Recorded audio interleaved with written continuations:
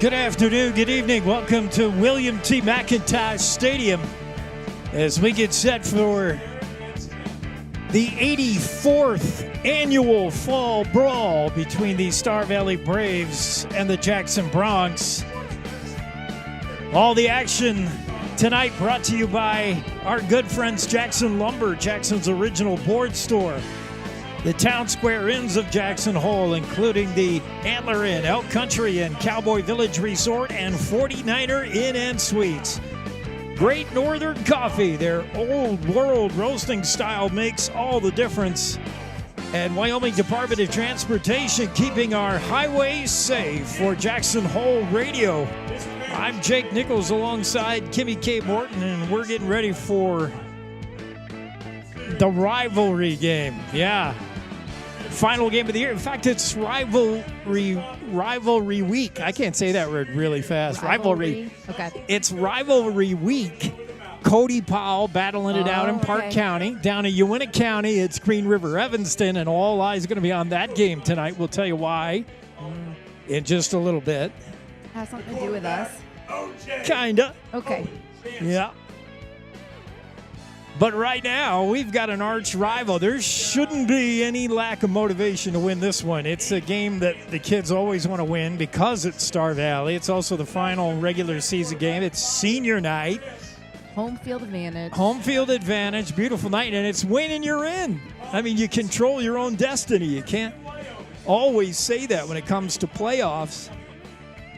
So no lack of motivation to go out and play your best football. But there's been no figuring this Jackson team out. They've been up and down week to week. I was going to say they've won games that I didn't think they'd win. They lost games that I thought for sure they'd win. I do have to say they've been up and down. Still go Bronx. But, we did talk to head coach David White about that and many other things. That's all coming up in the pregame show. Meanwhile, just to set the scene for you, Star Valley Braves come in with a record of 6-2 overall. 3-1 in conference, are ranked number 2 in all the 3A. The Jackson Bronx, an even 4-4 overall, 2-2 in conference, ranked number 5 in the 3A. In fact, the latest coaches media poll has Lander Valley jumping ahead of Jackson, even though the record wouldn't indicate Lander Valley's a better team. But the coaches out there in coach land and the media think Lander is a better team than Jackson. I haven't seen Lander. Surprising. Lander's a good football team, but I don't know. I don't know. We'll dive deep into the numbers, though, and let you know about this age-old rivalry that dates back to 1931, Prohibition. Let's just say they weren't drinking beer at the first game. They couldn't.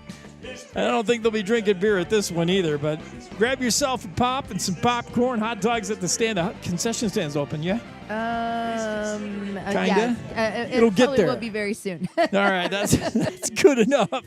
We'll be right back with more of the pregame show on KZ95, the Jackson Hole Radio Sports Network. Great Northern Coffee. Jackson's own coffee roaster has been roasting and blending a wide selection of coffee since 1979. A warm fire, friendly faces, and a cup of Great Northern Coffee. Just the thing to kick off our Bronx and Cowboy teams. Try our Bronx Blend, a heavy, rich cup of coffee that will run you over like the Bronx football team. Great Northern Coffee, available at grocery stores and coffee shops around the state. Also available online at greatnortherncoffee.com. All around the Cowboy State, schools are back in session, and YDOT would like to remind drivers to do their part to make the roads safer. Know where your school zones are in your area and slow down whenever you're nearby. Don't be distracted while driving. This includes talking on the phone and texting. Watch for buses, vans, and cars that are loading or unloading children, and never pass a school bus that has its stop sign arm extended and red lights flashing. Let's work together to make this school year a safe one. This message paid for by YDOT. You're watching and listening to live coverage of Jackson Hole High School sports on KZ95.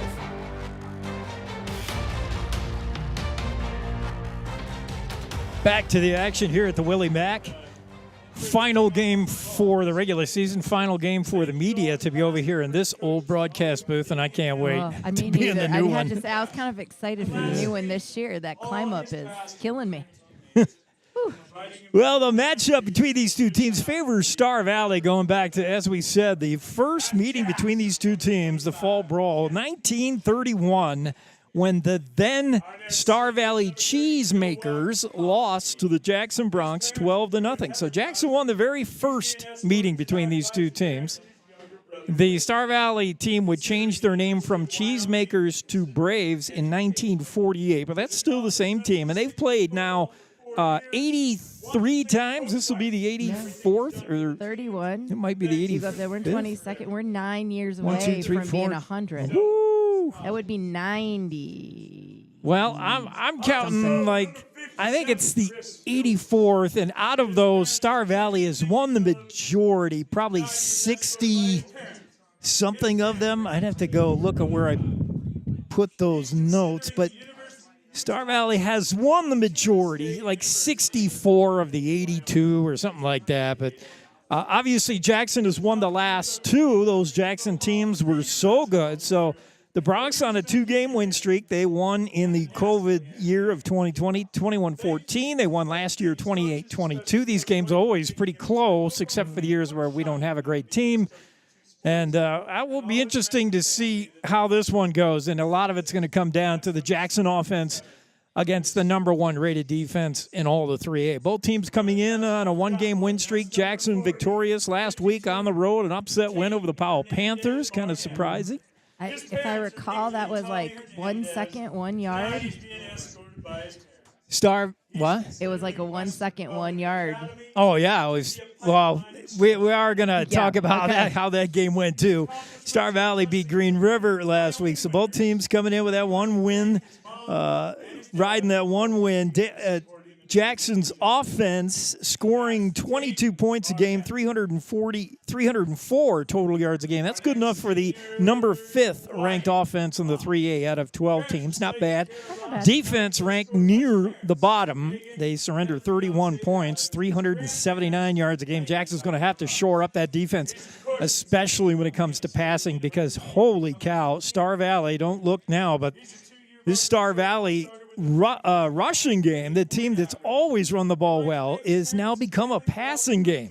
And Taft McClure is the number 1 quarterback in the 3A in a lot of categories, including touchdowns, yards per game, and attempts per game. Taft McClure is going to be big trouble for Jackson, and that pass defense has got to be ready for him.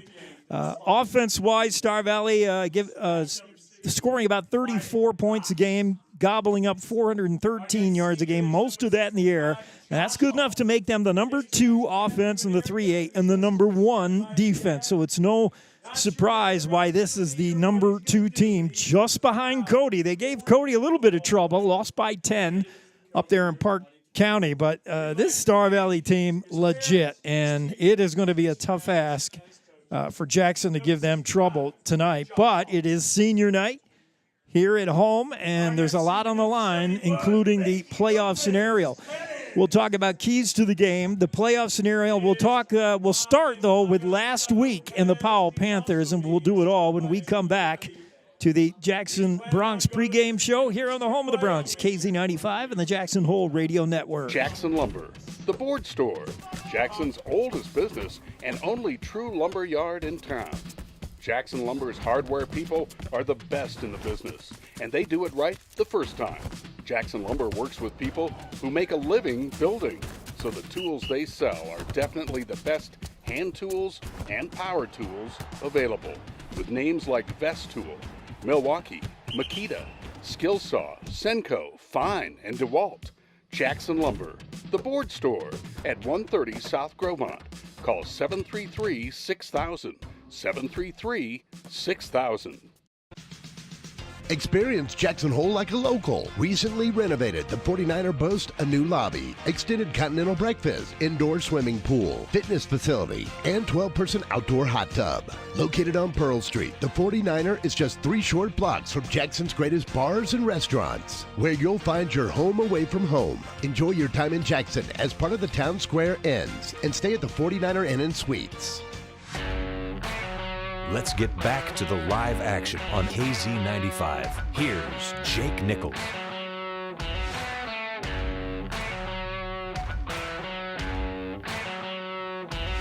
Back to William T. McIntosh Stadium here in Jackson as we await the start of this one. About 21 minutes away from kickoff between these two age-old rivals, the Star Valley Braves and the Jackson Bronx. Well, Kimmy, even the most ardent fan of Jackson has to be a little bit anxious about how this team has performed these last couple weeks, or really the whole season. This is a team that's been so up and down, beginning with the win against Douglas, I guess. I mean, who saw that coming? The best team in the East. That was big. Right, that was pretty huge to beat Douglas right here. And then a couple of losses, and then this team comes back and against an Evanston team on homecoming, a last place winless in conference team that you were expected to kind of thrash, and you surrender a 20-point lead. You don't score at all in the second half till the overtime, and you barely escape with a double overtime win. It's great to get a win, but boy, that made me nervous too, and I'm wondering, who are these Bronx? Edge of the seat last week, edge of my seat. Yeah, and then this team, so after that, this team goes down to Green River again. If there was Las Vegas odds, Jackson would have to be a heavy overdog, maybe a 2-point overdog down there, and they come away licking their wounds. They got beat pretty soundly by the Wolves, and again, you wondered, who are these Jackson Bronx? They go on the road to Powell. I didn't give them too much of a chance, but they knock off Powell 17-14, and again, just the up and down play. I just don't know who we're getting week to week. And I asked Coach White whether he saw the same thing, whether this team was a little unpredictable. And he's the guy, running the show. And he said, yeah, that's kind of what I see. Here's what Coach White had to say about a team that's been kind of up and down this year. It's been like that, I think, for the year. It's just hard to figure out. There's days we play, I think, how we should play, and days we don't. And it's been frustrating, but at the same time, we've underachieved, but we overachieved as well. So it's, plus and minus is about the whole deal. But you're right. It's tough to lose the game on the road. We should have probably better football team, but they beat us, and they go on a big road trip the following week. Is tough, man. And with all the injuries and it was a proud moment to go there and to rally. But you're right, it's tough to figure out, man. That's why Friday night we'll see what team shows up and how we compete and get after them. Yeah, which team shows up? Coach White said, I hope it's the overachieving team that shows up tonight. Let's have that team. Yeah, I have to say, I'd like to see the team against Douglas, Evans. No, not Evans. Yeah, Evanston. Yeah, that kind of a game. Yeah. We'll see. And again, we said if the team is guilty of coming out flat a few times, that should not be the case tonight. There's so much to play for, beginning with that team wearing the white jerseys over there, Star Valley. That's enough to get the blood flowing for most orange and black fans.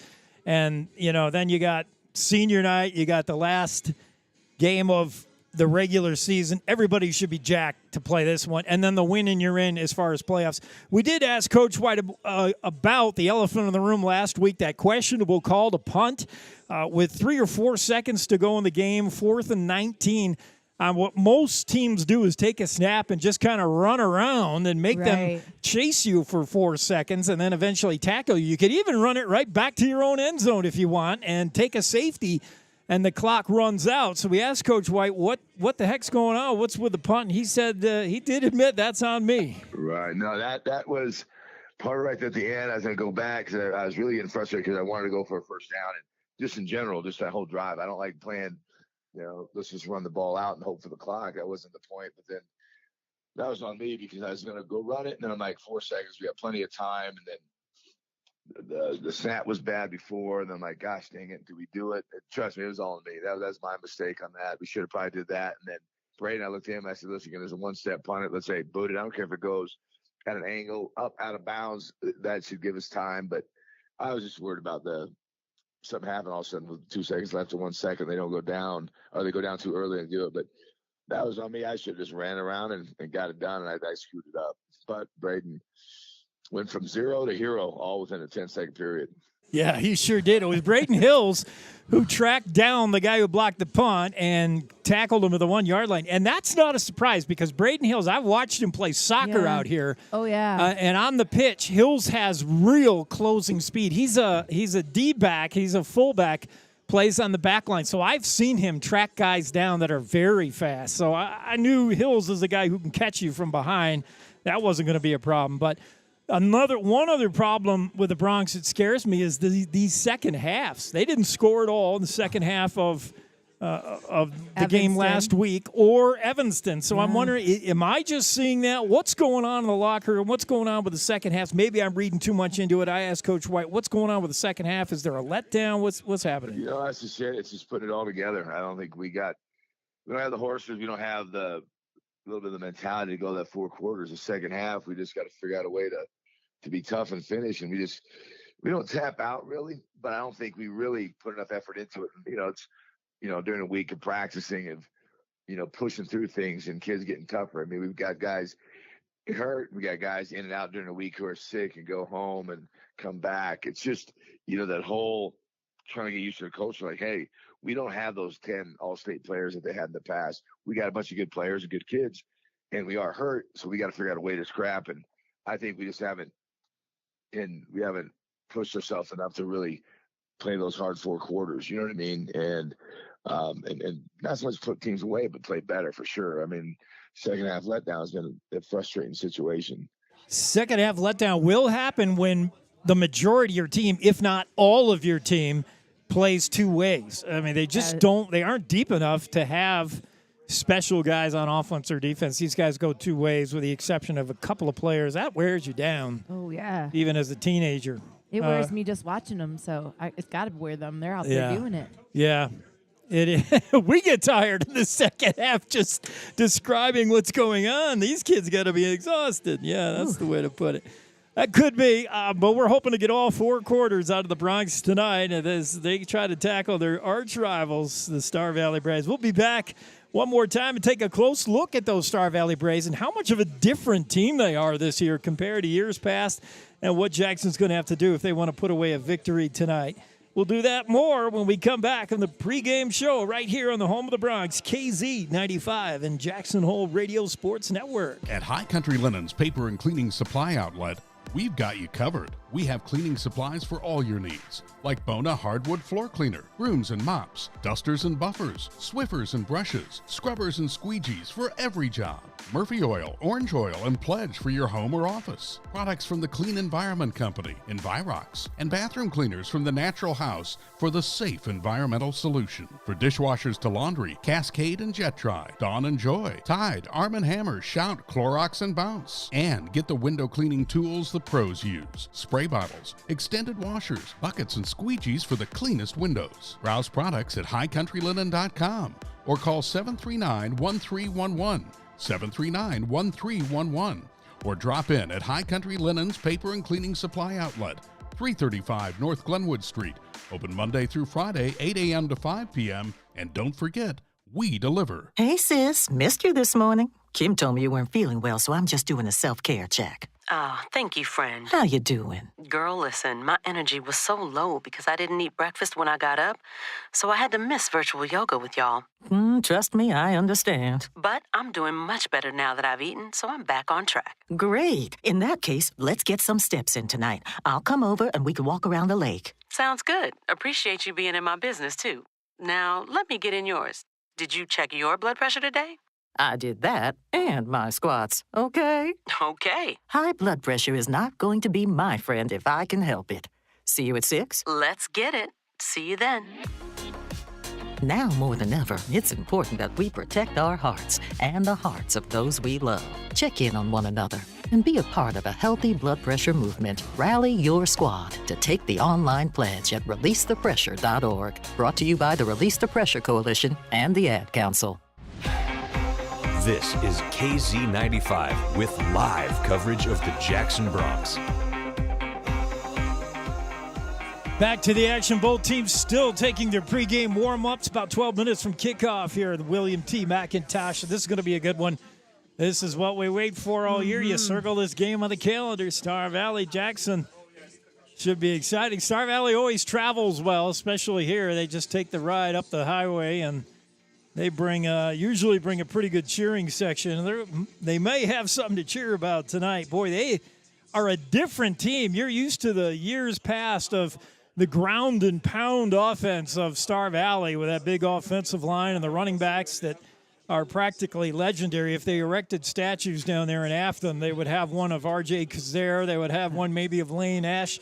These running backs that have just dominated the 3A for years. This year, not really the dominant running game, but they got a guy by the name of Taft McClure, number 5, who has been slinging it all over the place. He looks like Sadler Smith of last year. He's a big kid, tall, 6'5", 6'6", and like we said, 27 touchdown passes from McClure. That leads the 3A.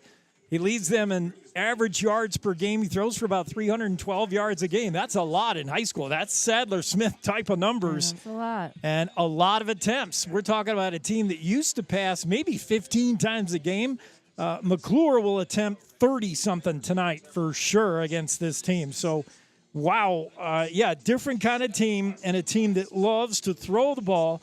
And we asked Coach White whether he thought he'd be able to get a running game going against the number 1 defense in the league with a very tough front 7, and whether his defense had anything to be able to stop maybe Taft McClure. And here's what Coach White had to say about Star Valley. Well, obviously their defense is real tough. Their front 7s are, I think, the best part of the program. They fly around. They're physical. But you're right, control the clock a little bit too. I think when you're an offensive guy, you want to try doing all your stuff and use the whole field. But at the same time, you got to work the clock a little bit. You can slow down a little bit, but still go as fast as you can. Good plays, but slow it down a little bit. That's going to be something that I know we're going to look into or look to do. But no, they give us some things that we can do offensively. But then what they do offensively, I mean, I think we can pass defend halfway decent in a good enough amount where I think we can cause them some problems. But it's all about the matchups. You know what I mean? The ground and pound type of teams we've struggled with, although last week we did better. And it really did help with Randy Griebel coming back. It helped us get a little bit more fundamentally sound and smarter on defense. But this week's a different ballgame. They're going to throw it around the yard a whole bunch. And so got to put some pressure on them. But at the same time, we got to cover and play, good pass defense. Yeah, I don't know how you defend McClure in the passing game. Other than you got to put pressure on them. And Jackson's been able to get some pressure on quarterbacks this year. That's been something that's been there. And then you got Andrew Hanna, who even when he doesn't get there, puts his big arms up. And not a lot to see over that guy. But, yeah, Jackson's going to need a big game out of their leading tackler, Justin Castino, the junior.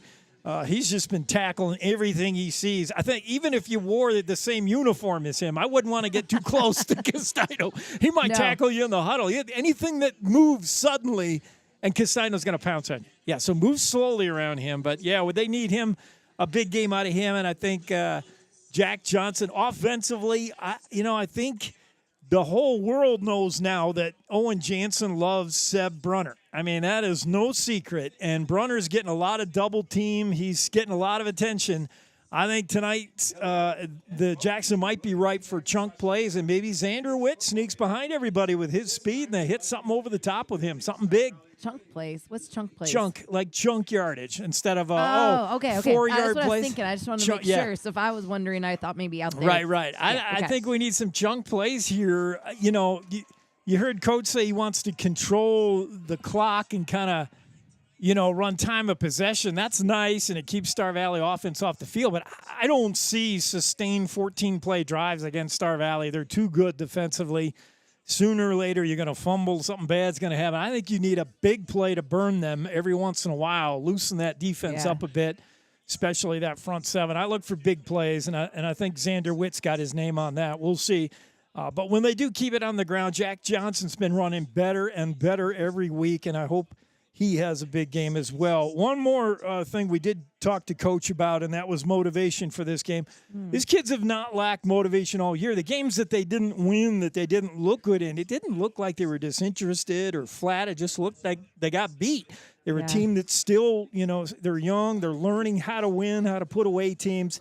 But they've always been ready to play. They've always been motivated. And we said tonight there's a lot of reasons to win this game. Here's what Coach White had to say about the team's motivation and the week of practice that he thought was really good. Yeah, absolutely. In fact, yesterday's practice is one of the best ones I think we've had all year when it comes to just the tempo, guys flying around, and just, a couple of players really in the last 10 days just starting talk more and be leaders, vocally versus coaches trying to talk loud or push you. So it was good. It was a real good executed. You got a few things in there, and the kids did a heck of a job. Actually, the last 2 days. So last night was a really, really good practice. So, and they're excited. They know that Star Valley's rival. They're going to bring a bunch of people up, and it's going to be a good atmosphere. And you can't ask for a better situation, especially at the beginning of the season. A lot of these kids have no idea if they're going to play, how good they're going to be. And we've learned a lot. And so we're still in a position. If we win, we get a second seed, which would be awesome. So we're shooting for the stars, man. Yeah, shooting for the stars. And here's if you're watching this on the YouTube channel, you see the guys are out for the opener here. How the team has come out together at midfield on senior night. There's a lot of ways to join us. Jackson Hole Radio is the YouTube channel. Go to YouTube and put in Jackson Hole Radio if you're not there already. You can also listen on the worldwide audio stream, KZ95.live. And then if you're in the Jackson area, of course, you can listen on the old-fashioned radio, 95.3. Good old radio dial. Good old radio. Yeah, and so you heard Coach White touch on playoffs a little bit. We'll come back. We'll talk about the playoff picture and the keys to the game after this quick break. You're enjoying the Bronx pregame show on KZ95 and the Jackson Hole Radio Sports Network. Great Northern Coffee. Jackson's own coffee roaster has been roasting and blending a wide selection of coffee since 1979. A warm fire, friendly faces, and a cup of Great Northern Coffee. Just the thing to kick off our Bronx and Cowboy teams. Try our Bronx Blend, a heavy, rich cup of coffee that will run you over like the Bronx football team. Great Northern Coffee, available at grocery stores and coffee shops around the state. Also available online at greatnortherncoffee.com.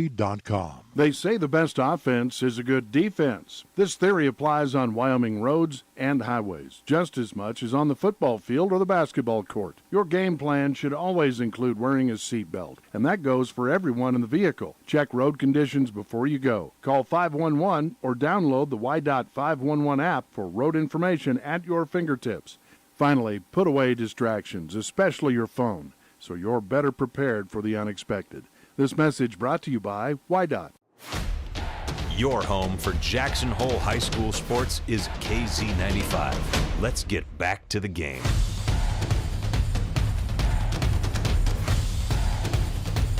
Time now for the Century 21 keys to the game. And like I said, chunk plays. I just have this feeling it's going to be important. And I mean the kind of plays where somebody breaks loose and is running down the sidelines. The team's chasing along with them down the sideline. The crowd is on their feet, like big plays, field stretching plays. I think we're going to need those tonight against Star Valley. We need a second half. We need a second half. That is the second key to the game. Second half is key. Jackson's been letting down too much in those final 2 quarters. So, yeah, second half has got to be bigger. And then, I wouldn't mind seeing some defensive takeaways. Both teams do a pretty good job at holding on to the football. Jackson and Star Valley very similar in their fumble interception rates, but some nice fumble recoveries, a couple of picks, maybe slow down McClure a little bit. I was going to say, when I watch a couple of their football, like that professional team or whatever, those are the plays that I get most excited about when that defense jumps in and gets it. Yeah, I could do with some defensive takeaways. That'd be nice. So those are our keys to the game. The playoff scenario we talked about, it's as crazy as this. Jackson could go from the number 2 seed tonight when it's all said and done in the playoffs, right behind Cody, or as low as missing the playoffs altogether. How do we get to number 2? In fact, well, if we beat Star Valley, we would be tied with Star Valley in the conference record, yet the head-to-head competition we would win because we've beaten Star Valley. Okay. Oh, I like so it would be the number 2 seed right off the bat. Now, if Jackson loses here, there's no way to become a 3 seed is what I'm saying. It's 2, 4, which is good enough. It means you're the last team in for the playoffs, or none. So if we do not secure a win tonight. So if we don't put our faith in our own hands. Right. Who are we depending on? We need Evanston to beat Green River. That game is in Evanston. Go Red Devils. We're going to be keeping one eye on that game, believe me, while we have one eye on this game. National anthem now, and when we come back, we're going to kick this off. We'll come right back with a kickoff in this one. Bronx Braves Fall Brawl when we return on KZ95 and the Jackson Hole Radio Network. Jackson Lumber, the board store, Jackson's oldest business and only true lumber yard in town. Jackson Lumber's hardware people are the best in the business, and they do it right the first time. Jackson Lumber works with people who make a living building, so the tools they sell are definitely the best hand tools and power tools available, with names like Vest Tool, Milwaukee, Makita, Skillsaw, Senco, Fine, and DeWalt. Jackson Lumber, the board store at 130 South Grovemont.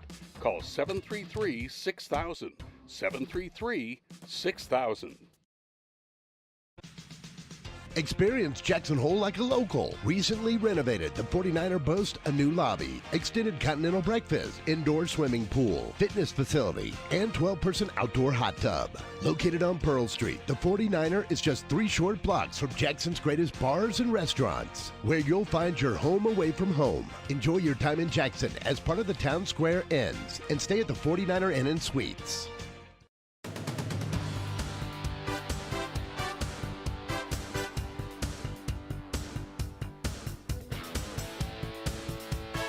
We're back awaiting the start of this one on senior night.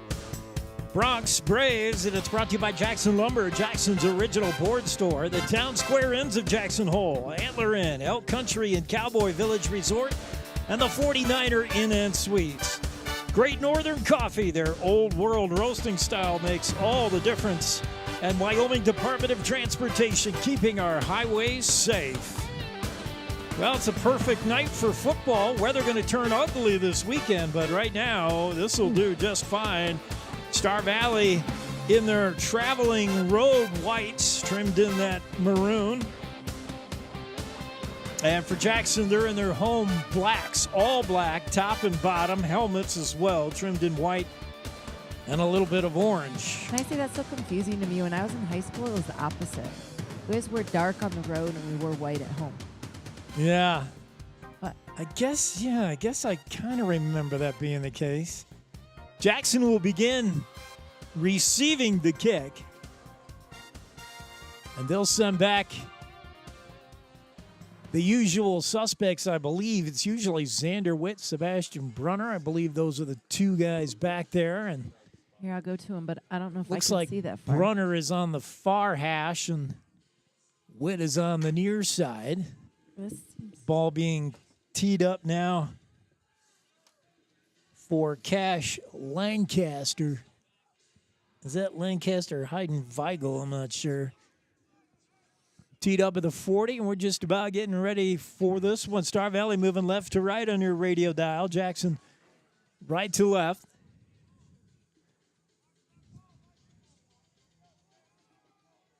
And we're just about set to get this one going here in Jackson. The kick puts a foot to it, and it's going deep in the end zone. Brunner will handle it, but he knows he's got no run back as he was about 7 yards deep in the end zone when he caught it. So a pretty good boot right there.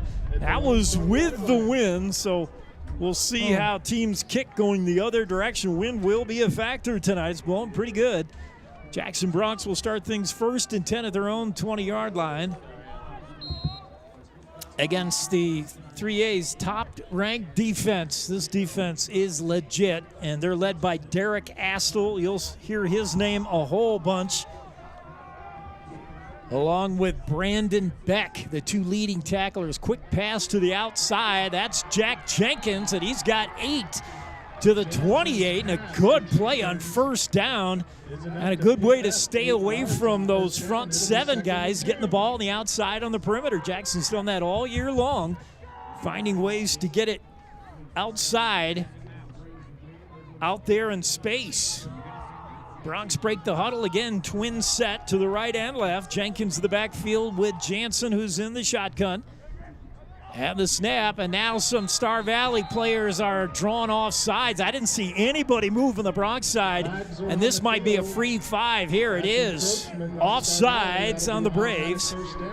And a good hard count by Jansen, and Jackson's got their first down right off the bat, just underway here.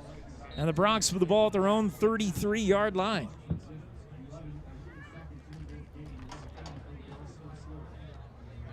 First and 10, Bronx. 2 receivers to the right, 2 left. Again, Jenkins to the left hip of Jansen, who's in the gun. Now Jenkins moves up right next to him.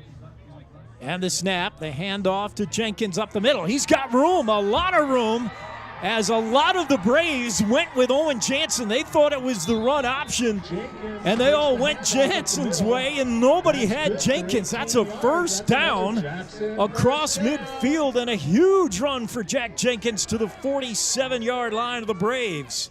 Good momentum. Wow, that was a huge hole. Yeah, that was pretty good to see.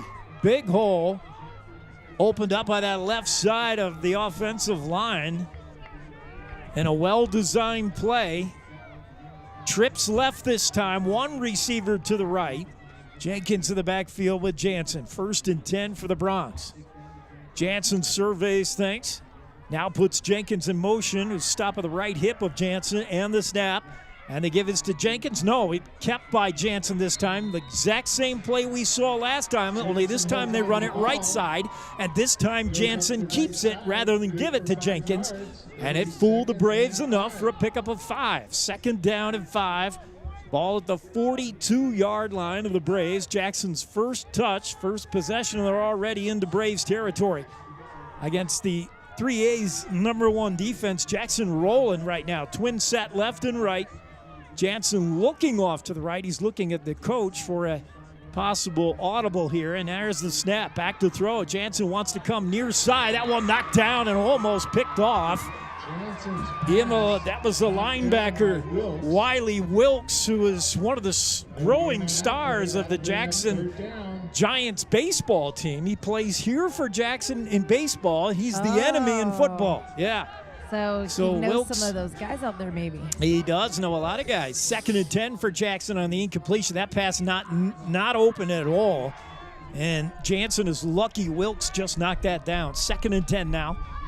Trips right. We'll see if Jansen looks that way. The snap on the give is to Jenkins. Left side had a hole for a moment, but he's dragged down by Wiley Wilkes, who is only happy to turn to the crowd and say nothing there, but there was something. Pickup of maybe 3 there. It'll bring up third down and about 4. Jackson's got to get 3rd and 3. Jackson has to get to the Star Valley 36. The ball at the 39. Big third down play here. What do? Trips right. 1 receiver to the left. That's Xander Witt to the near side, bottom of your screen. Jenkins comes up now to join Jansen at his left hip. Snap and the give to Jenkins. He's got room very near the first down. I think he's got it. By the time he got pulled back, Jenkins should have enough, and he does. They'll move the chains, and Jackson is ripping off first downs here. 1, 2, 3. They're going. Ball at the Star Valley 35-yard line now. And the Braves look to the sideline to see if there's any kind of play on as they get the defensive call from the coaches on the sideline. Meanwhile, Jackson comes out in a twin set left and right.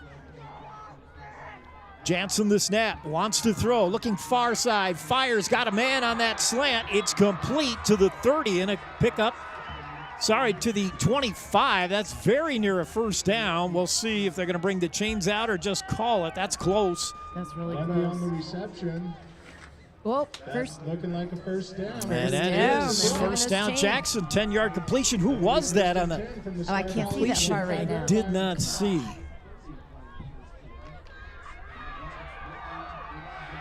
Here comes Jackson with trips left, 1 receiver wide right.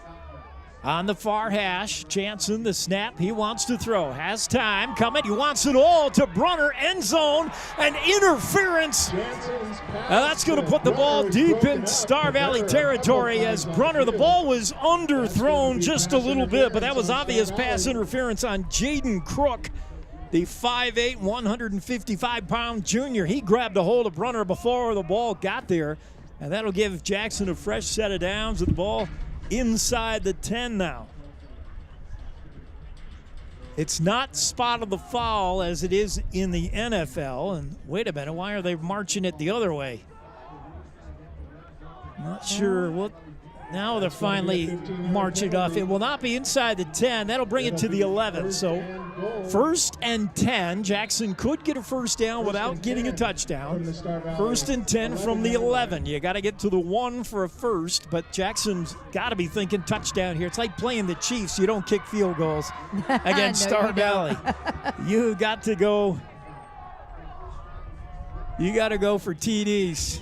Snap, and the give is to Brunner, and he doesn't have much. He got a yard to the 10. Sebastian Brunner was in the backfield with Jenkins, and they try to run to him. I like Brunner on the edge. I don't like him up the middle. He's just not big enough, and he got hammered. Picked up 1. It'll be 2nd down and 9 for the Broncs. It is tough sledding in between the tackles on this Braves defense. They're just pretty big. So far, we haven't called Cook's name, Brandon Cook. We haven't called Astel's name. Those two guys, Braden Cook, Brandon Beck, and Derek Astel are in on an enormous amount of tackles. Here's a sweep, left side, near side. Jenkins got a little bit of room, and he's down to the 1-yard line. He's got enough for a first. It'll be 1st and goal, I believe, from the 1. Jackson will have 4 downs to punch it in. It is a first down. Yes. That's the one benefit to being able to get a first down at the 1. You got 4 cracks now to punch it in. And what an opening drive here by the Broncs. They are really making a statement. We talked about Jackson's first halves haven't been a problem. We'll see if the same team comes out in the second half. 1st and goal from the 1. Jansen will come up under center. Jenkins, the sole running back. Jansen will take it himself, and he's in. Touchdown, Broncs on the first play, and that wasn't even contested as Jansen went easily off the left guard for the TD score. And Jackson, just like that, is up 6-0. What an opening drive. Impressive. That was an 80-yard multi-play drive. Remember what I was saying about chunk plays? Never mind that. They just ram the ball down Star Valley's throat, and Braden Hills with the extra point that may not land until it gets to Alpine. He really bombed that. 7-0 Jackson to start. Wow, we'll keep it right here. What a way to start for the Jackson Broncs to honor these seniors on senior night. Impressive that drive. They went all the whole length of that football field in one. Yeah. They did it mixing their plays. They threw a little bit. They ran well. And Star Valley had a little bit of trouble identifying who had the football, whether it was Jenkins or Jansen. And that was good. Maybe we should have had that as a key play. Don't let them know who's got the ball. Never let them know. Don't let them know where the ball is. Yeah, hide the ball. Keys to the game. Yeah, trickery. Well, we'll see how Star Valley responds. Jackson takes the opening possession, 80 yards for the score. They're up 7-0 and ready to kick off here. Braden Hills will be kicking into the wind, but that doesn't bother a guy like him. He'll still be able to reach the end zone, I would imagine. Back to receive for the Braves. Trying to get a set of numbers there, but I can't see him. Turn towards me, kids. Can't see their numbers. Nope. Usually they have guys like Jacob Hodges back there, 21, but I don't see him. Yeah, it looks like a 14. Colin Hunsaker on the far side, maybe. Yeah, the number 14. Hills has got it teed up. We're ready to go. Let's see if Jackson can cover this kick successfully as Hills puts a foot to it. Line drive, pretty deep. That's going to drive Hunsaker back to his own 1. He will return it far side. He's got blockers ahead of him. Out across the 25, 30 to the 33 before he's piled up. And a good return there by the Braves as they'll start in good field position here at about the 34-yard line, it looks like. 34-yard line. 1st and 10 for the Braves. So a good kick, but the line drive kick doesn't give your kick team time to get down there and cover it, and Hunsaker didn't goof around. He just went straight up that left hash, following his blockers. Here's Taft McClure. Usually has number 22, Caleb Spaulding, in the running game with him, and this looks like Spaulding. He got a lot of room there. First down across the 45 to the 46, and a lot of room there for Caleb Spaulding on that play. So a team that's been throwing it a whole bunch starts this drive with a run, and it's a big gainer. Spaulding again to the backfield, but McClure, he'll take a shotgun snap. double tight end. In motion is Krog's. Now whistles here, and we'll see what that's about. Motion, perhaps. It looks like offsides on Jackson. Now they're going to say maybe offside on the home team. I didn't see anybody lined up in the neutral zone, but they are marking off 5 against the Bronx, so that doesn't help. And the ball across midfield now to the Jackson 48-yard line. 1st and 5 for the Braves. Let's see if they run that first play. Krog was in motion last time. Keep an eye on him, number 80, bottom of your screen. He's in motion again, same play. Krog gets it on the fly sweep. Thought about ducking it inside, nothing there, and he's not going to get the edge either. Sebastian Brunner comes up and makes a big hit from his free safety position.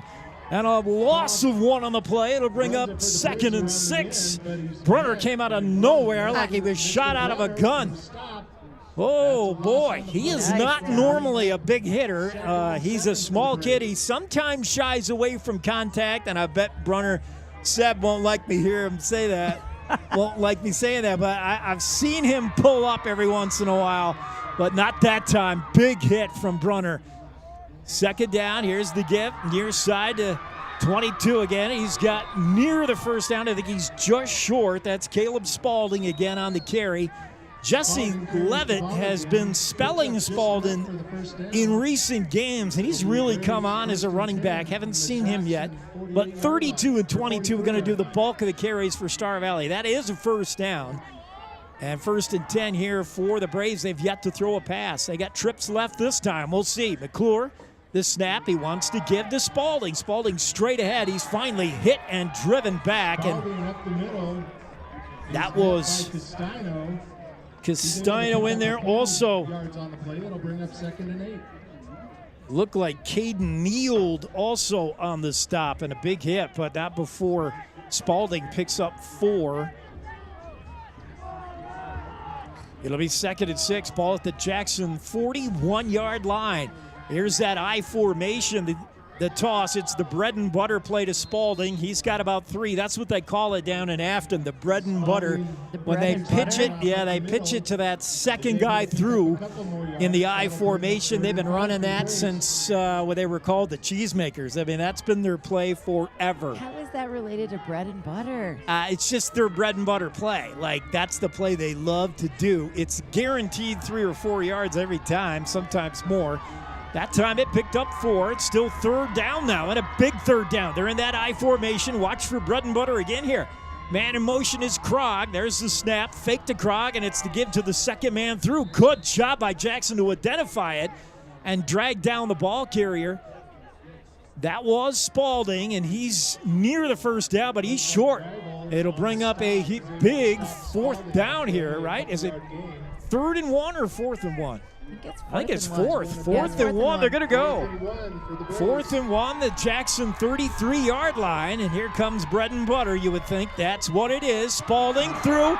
Spaulding breaks through. He's to the 15, the 10, the 5. He's in. Touchdown, Braves. It was the bread and butter play, and Caleb Spaulding just popped it right through. Nobody there for Jackson up the middle, and he runs it straight in. One of the Star Valley players coming up limping a little bit is Logan Johnson, the 6'1", 215-pound sophomore. And here's the point after, and these are, got a feeling they're going to be important here. Both teams now have scored touchdowns in their opening possessions. Are you ready for a shootout? Ooh. It may be. We could go back and forth. Back and forth all night. Here comes the extra point. Snaps good, holds good, and the kick is up and through. And we are tied at 7. With 3:54 left in the first quarter, we have a tie ball game. With 3:54 to play in the first, it's Jackson 7, Star Valley 7. We'll be right back after these words. You're enjoying Bronx football on KZ95 on the Jackson Hole Radio Sports Network.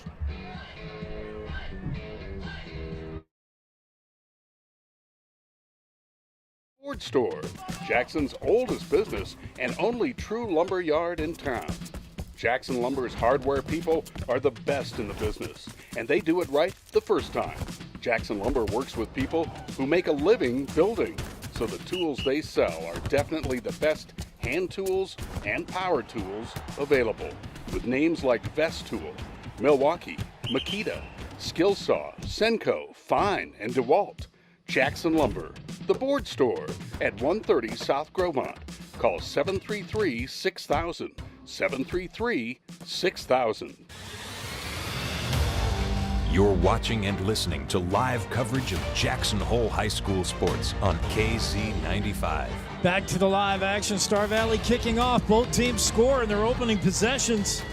We're deadlocked at 7 as the Braves get ready to kick off to the Jackson Bronx. And the boot is down the middle and again into the end zone with the benefit of the wind. Brunner just lets it go, and Jackson will once again take over at their own 20-yard line. They put together an 80-yard drive last time, and maybe looking for another one. Yeah. Kickoff goes into the end zone. That'll be a touchback. We could do that. It'll be 1st and 10 Bronx. Well, so far, we haven't seen that passing attack Star Valley's been throwing around all season. It's been the running game, and Caleb Spaulding with a touchdown run and some key runs during that drive. In fact, it was pretty much all Spaulding. McClure did not attempt to pass. 1st and 10, Jackson. And the snap, Jansen, handoff, delayed handoff to Jenkins. He's got a couple, that's all, to the 22 before he's stacked up. It'll bring up 2nd down and 8. It'll be 2nd and 8 for your Bronx. Not much there that time, and that's that Star Valley defense so strong in the middle. Jackson at their own 22-yard line, 7-7 with 3.5 to go here in the opening frame. 2 receivers left, 2 to the right. Jenkins in the backfield with Jansen.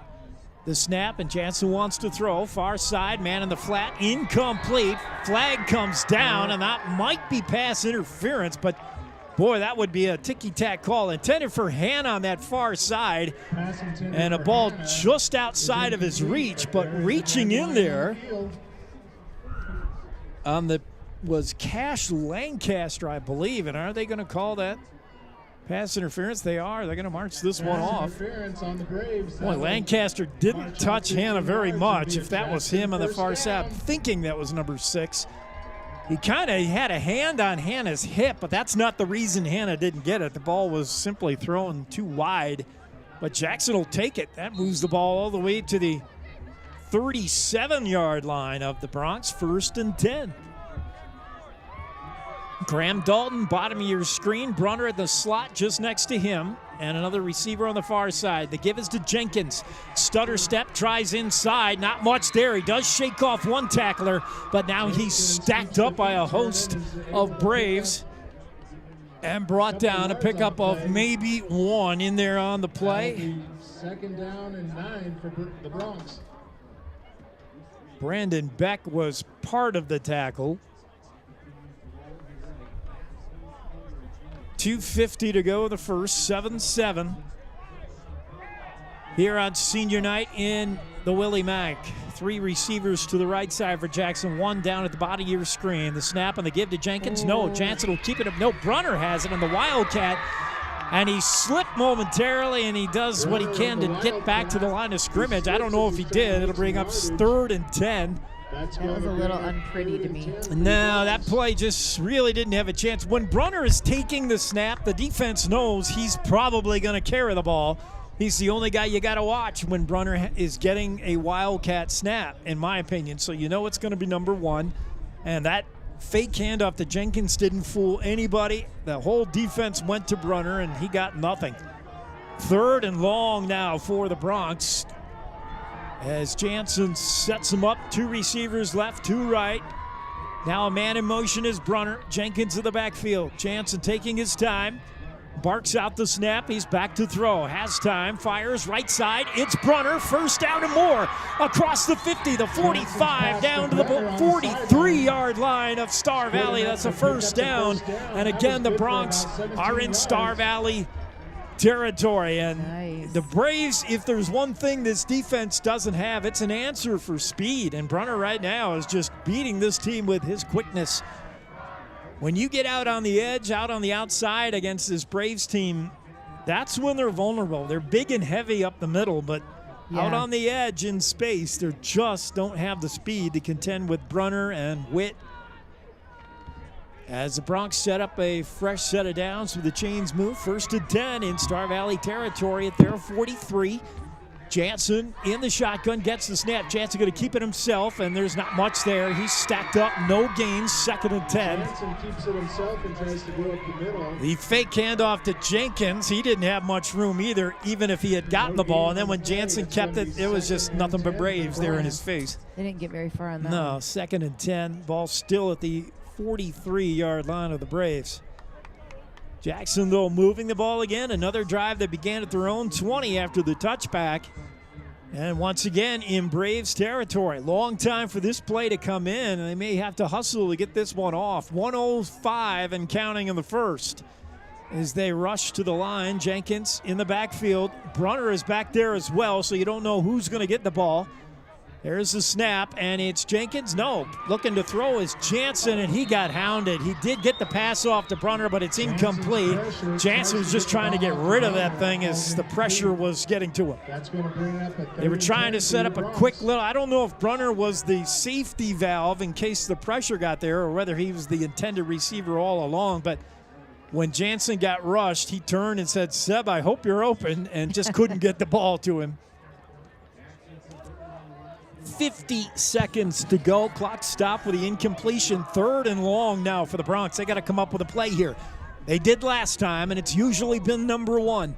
Back to throw. Jansen has time, fires, and it's behind Xander Witt. Ball not well thrown. Witt was open in the slot, but the ball was high and behind them. And now you're in no man's territory. You're in 4-down territory. Too short to punt, too long for a field goal. And they may go here, and now, wait a minute, now they're changing personnel. They may try to punt and pin Star Valley. They will punt.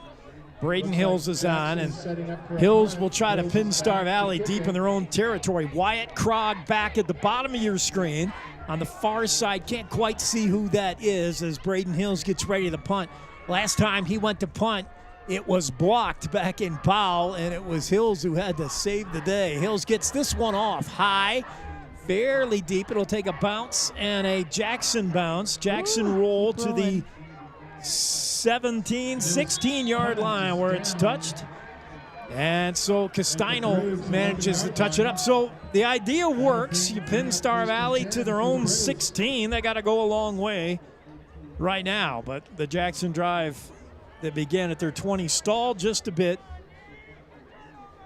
And now the Braves going to show us what they got. Again, it's Caleb Spaulding in the backfield. Man in motion is Wyatt Krog. The give is to Spaulding off right tackle. Hanna is there holding up his man. Good job by Andrew Hanna to hold the edge. That allowed the tackle to be made by Witt and Castino, as Justin Castino is just a tackle machine. Ball out to the 18-yard line, so pickup of 2, 2nd and 8. And that is Jesse Levitt in there now, not Spaulding. So hard to tell between the 32 and 22. That's Levitt. Snap on the give is to Jesse Levitt. Was looking right side, cuts it back left, and he should have stayed right side. He had a big hole in the right side. For some reason, he didn't like it. And he cut it back to the left, and that's where everybody was waiting for him. And a pickup of 1. It'll bring up 3rd and 7. Not much there for Levitt. Timeout, end of the quarter, and we'll take the break too. So after 1, the score, Star Valley 7, Jackson 7. We'll be right back with the start of the second quarter. After these words, you're enjoying Jackson Bronx football on KZ95 and the Jackson Hole Radio Sports Network. At High Country Linens Paper and Cleaning Supply Outlet, we've got you covered. We have cleaning supplies for all your needs, like Bona Hardwood Floor Cleaner, brooms and mops, dusters and buffers, Swiffers and brushes, scrubbers and squeegees for every job, Murphy Oil, Orange Oil, and Pledge for your home or office, products from the Clean Environment Company, Envirox, and bathroom cleaners from the Natural House for the safe environmental solution. For dishwashers to laundry, Cascade and Jet Dry, Dawn and Joy, Tide, Arm & Hammer, Shout, Clorox, and Bounce. And get the window cleaning tools the pros use, spray bottles, extended washers, buckets, and squeegees for the cleanest windows. Browse products at highcountrylinen.com or call 739-1311, 739-1311, or drop in at High Country Linens Paper and Cleaning Supply Outlet, 335 North Glenwood. Back to the action. Star Valley 3rd and about 6 here. They're going to go with the shotgun snap. McClure's got a guy wide open. It's Wyatt Krog. Nobody near him. Krog makes the reception across the 50 to the 48-yard line, and I don't know how he got lost. That was blown coverage. Nobody on the coverage there, and a big pass play. The first pass play of the night for Star Valley, and it's a big one. Thomas May was the nearest guy in coverage, but Krog was wide open. 1st and 10 now from the Jackson 48-yard line. Flags fly before this play can get off. For a moment, McClure did not see Krog. I was hoping he wouldn't because I saw him, and then his eyes lit up. You could see it from under his helmet. When he saw Wyatt Krog wide open, his eyes almost came out of his face cage. Now I know you did not see that. I saw it. I saw his eyeballs go. Wow. Kind of like one of those animated things? Yeah, like they do in the cartoons. Whoop! He saw Wyatt Krog, and he got it to him pretty quick. 1st and 10 now for the Braves. I don't know what that whistle was. They didn't do anything. 1st and 10. McClure with a snap, and the give is to the running back. That's Spalding. Not a lot of room here as he's stacked up. The Bronx did a good job stretching that out. Castino was in there on the tackle. Got help there from number 60, Wyatt Ross, and a pickup of 2, 2nd and 8 for the Braves. 2nd and long 7. Good job by the Bronx to stretch that one out and not give Spalding any running room. McClure again sets up in the shotgun. 1 receiver to the right, 1 to the left, tight end to the right side. Spalding in the backfield gets the carry. Spalding running right side. He's got blockers in front of him. Aplenty puts his head down and plows his way for the first down to the Jackson 37-yard line. That'll move the sticks.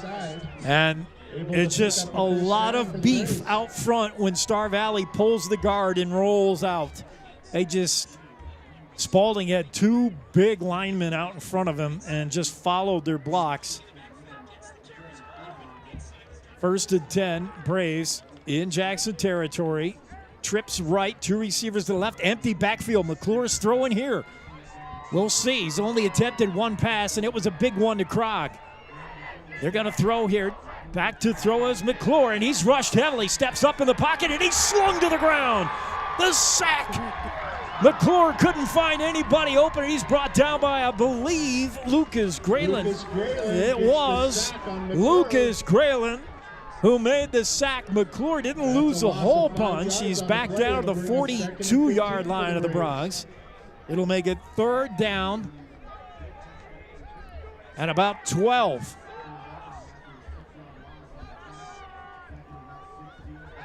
They're showing 2nd down, so maybe there was a call on that 1st down play. McClure's going to throw again, back. He's rushed heavily, trying to set up a screen, and they do. That's Wyatt Krog. He's out to the Jackson 30-yard line. Short of a 1st down by about 5, but a good screen play. As that'll take a little bit off that Jackson rush. Good time to call that by Coach McKay Young. He saw the pressure on McClure the last play when he was sacked, and he said, all right, you want to come at that quarterback that hard, we're going to run a screen. And they caught the Bronx there. 3rd down now and about 3. And the bread and butter setup as the Braves are in that I formation with Taft McClure up under center. Watch the pitch here. The Braves are down a man. They're going to rush to get him on the field. They were missing a guy. Now they're ready. Good job by McClure to notice, hey, I'm missing a lineman. Now they're going to run the play. And now whistle, and I think Star Valley's going to call a time. They will. They just not going to get that play off. They were not ready for that. You're missing a player. I mean, I know. Come on. We'll stay here. That was 78. Not that it was his fault, but that was – we don't have a 78. So, yeah, good job, kid, not putting your name on the roster. It was 78 who rushed to get out there, but miscommunication then.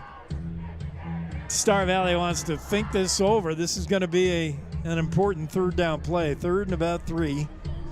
Ball at the Jackson 33-yard line. Yeah, 33. So they got to get to about the 30.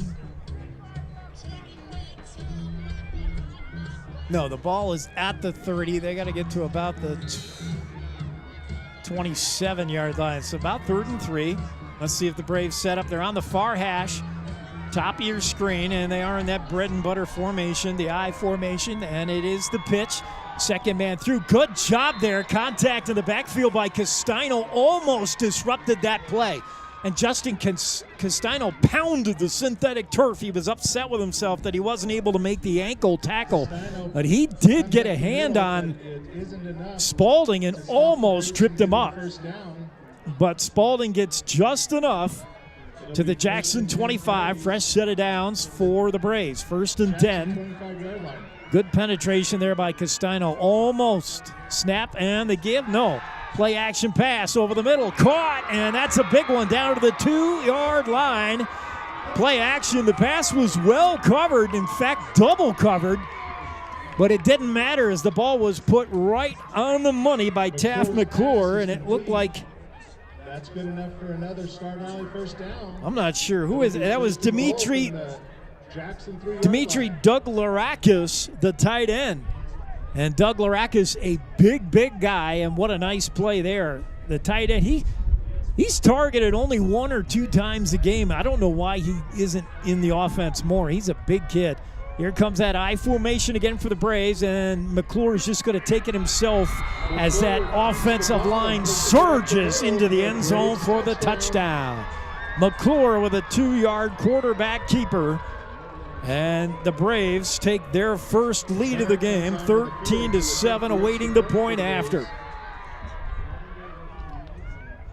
Well, it's going to be tough if Star Valley continues to be able to just slowly, methodically move their way down. It's the second half we were talking about. Jackson holding up right now, but I think in the second half, they're going to wear down with this kind of offensive pressure. Almost blocked there is off the edge. Thomas May had a really good start on that and almost blocked the PAT, but it's up and good. We'll stay here.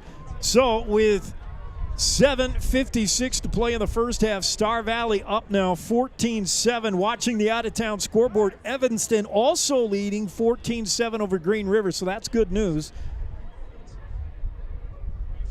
Should Jackson not be able to secure the win tonight, but we're still watching for the Bronx win, right? Oh, go Bronx. Absolutely. 14-7, Jackson down. And you have a feeling that every time Star Valley touches it, there might be points out of it, so the Bronx just can't let opportunities get away. Yeah, we needed to score that last time. A defensive turnover that we talked about, that would be kind of nice, but every time Jackson gets the ball, they have got to do something. They got to do something on offense, yep. Here comes the kick to the Bronx now. They're moving left to right on your screen. Back to receive is Brunner and Witt standing just inside their own 10. Kicking into the wind now. We'll see if that makes any difference for this Braves kicker who's been able to boot 2 right out of the end zone. That's Witt on the far side. Brunner near side, bottom of your screen. Here comes the kick. Line drive shot, trying to keep it out of the wind. It will be fielded far side of the 1-yard line by Witt, trying to find blockers. Does not, and he's dropped right at the 20-yard line. So right where you would have been anyway if you just let it go. And Jackson, for the 3rd time tonight, will start a drive from their own 20. Witt got up limping a little bit. That's the one reason why you let kicks go through the end zone. If you're going to end up at the 20 anyway, you save yourself the hit. He got up gimping a little bit. 1st and 10 from their own 20. Plenty of time as we're got 7:51 to go in the second quarter. Jackson trail 14-7. Jackson opened this game with a touchdown on their opening drive. Star Valley answered. The Bronx had to punt on their second possession, and the Braves were able to score. So it's 14-7 Braves. Bronx with the ball. They're going tight here. Double tight end. Whistles now before the snap. And what did the referees see? First time Jackson's gone with that bunch package as they were in the double wing looking to run something around the right side, but that's marched off against the Bronx, and it must have been movement. It'll bring up 1st and 15.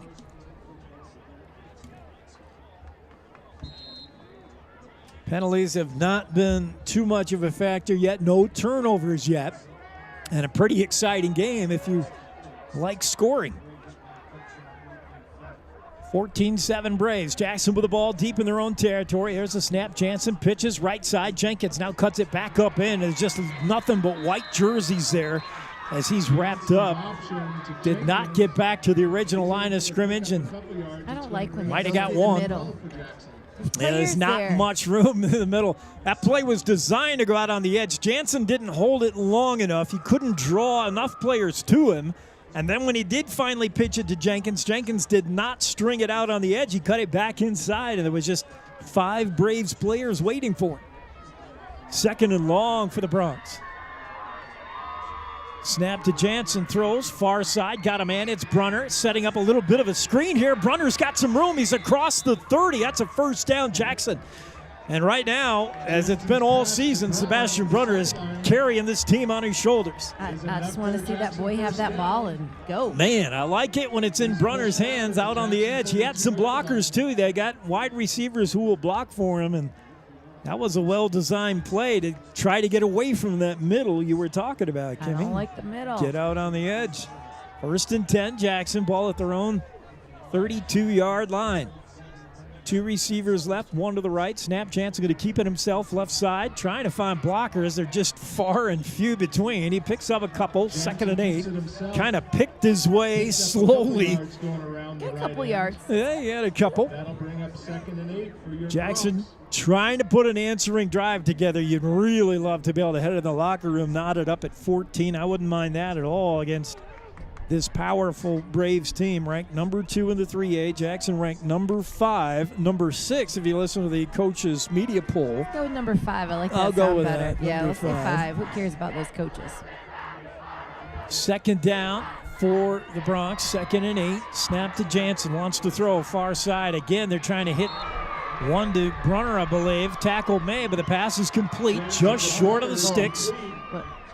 Yep, just Pickup short. of 5 or 6, but it's going to be 3rd and 1 here. It's going to be 3rd and 2 for the Bronx. Ball at the Jackson 40. They got to get out to the 41. The snap they give to Jenkins left side, and he plows ahead, and he's got enough, I believe, for the first down. We'll see what the refs say, and again, it is a first down. 1st and 10. So Jackson moving the ball here from their own 20 out across the 40 to the 43-yard line. In every Jackson drive, they've been able to get it in Star Valley territory. Just one finally bogged down. Yeah, if we could have scored that time, that would have been a better look there. Jackson's done a good job moving this football against the top-ranked defense in the 3A. 2 receivers left, 2 to the right. Jenkins in the backfield with Jansen. Jansen taking one more look at Coach White before he confirms the play. There's the snap. He wants to throw. Pressure, fires, incomplete. He was just trying to throw that away. Xander Witt was the closest guy there, but that ball was sailed, airmailed over the head of Lane Wilberhaus, who is 6'4". I saw him on the field. I'm like, that kid's tall. I looked him up.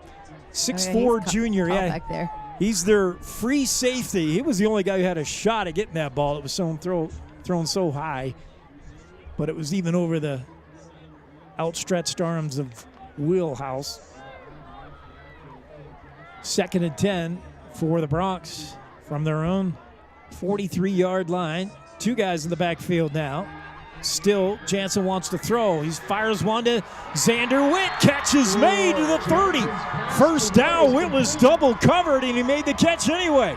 That's a 25. He had 2 men draped all over him. Jaden Cook was there along with 44. We don't have a 44, but both those players were all over him, and Xander Witt made the catch anyway. Now that's one of those chunk plays I said I wouldn't mind seeing. I know. I want to watch it again on the ball thrown pretty. Oh, I was going to look up how you do the replay, and I didn't. I know you didn't, but I'm going to look on here because it's a little behind on the TV there. Oh, did I get it? Did I get it? Oh, such a sweet play. Xander Witt with That was a awesome. big pitch and catch from Jansen. The ball down to the Star Valley 30. 1st and 10. Brunner in motion. And the snap to Jansen. The give to Jenkins. No, Jansen's going to keep it himself. Left side got a little bit of room before he's finally stacked up at the 26-yard line. It's a pickup of 4. 2nd and 6 for the Bronx.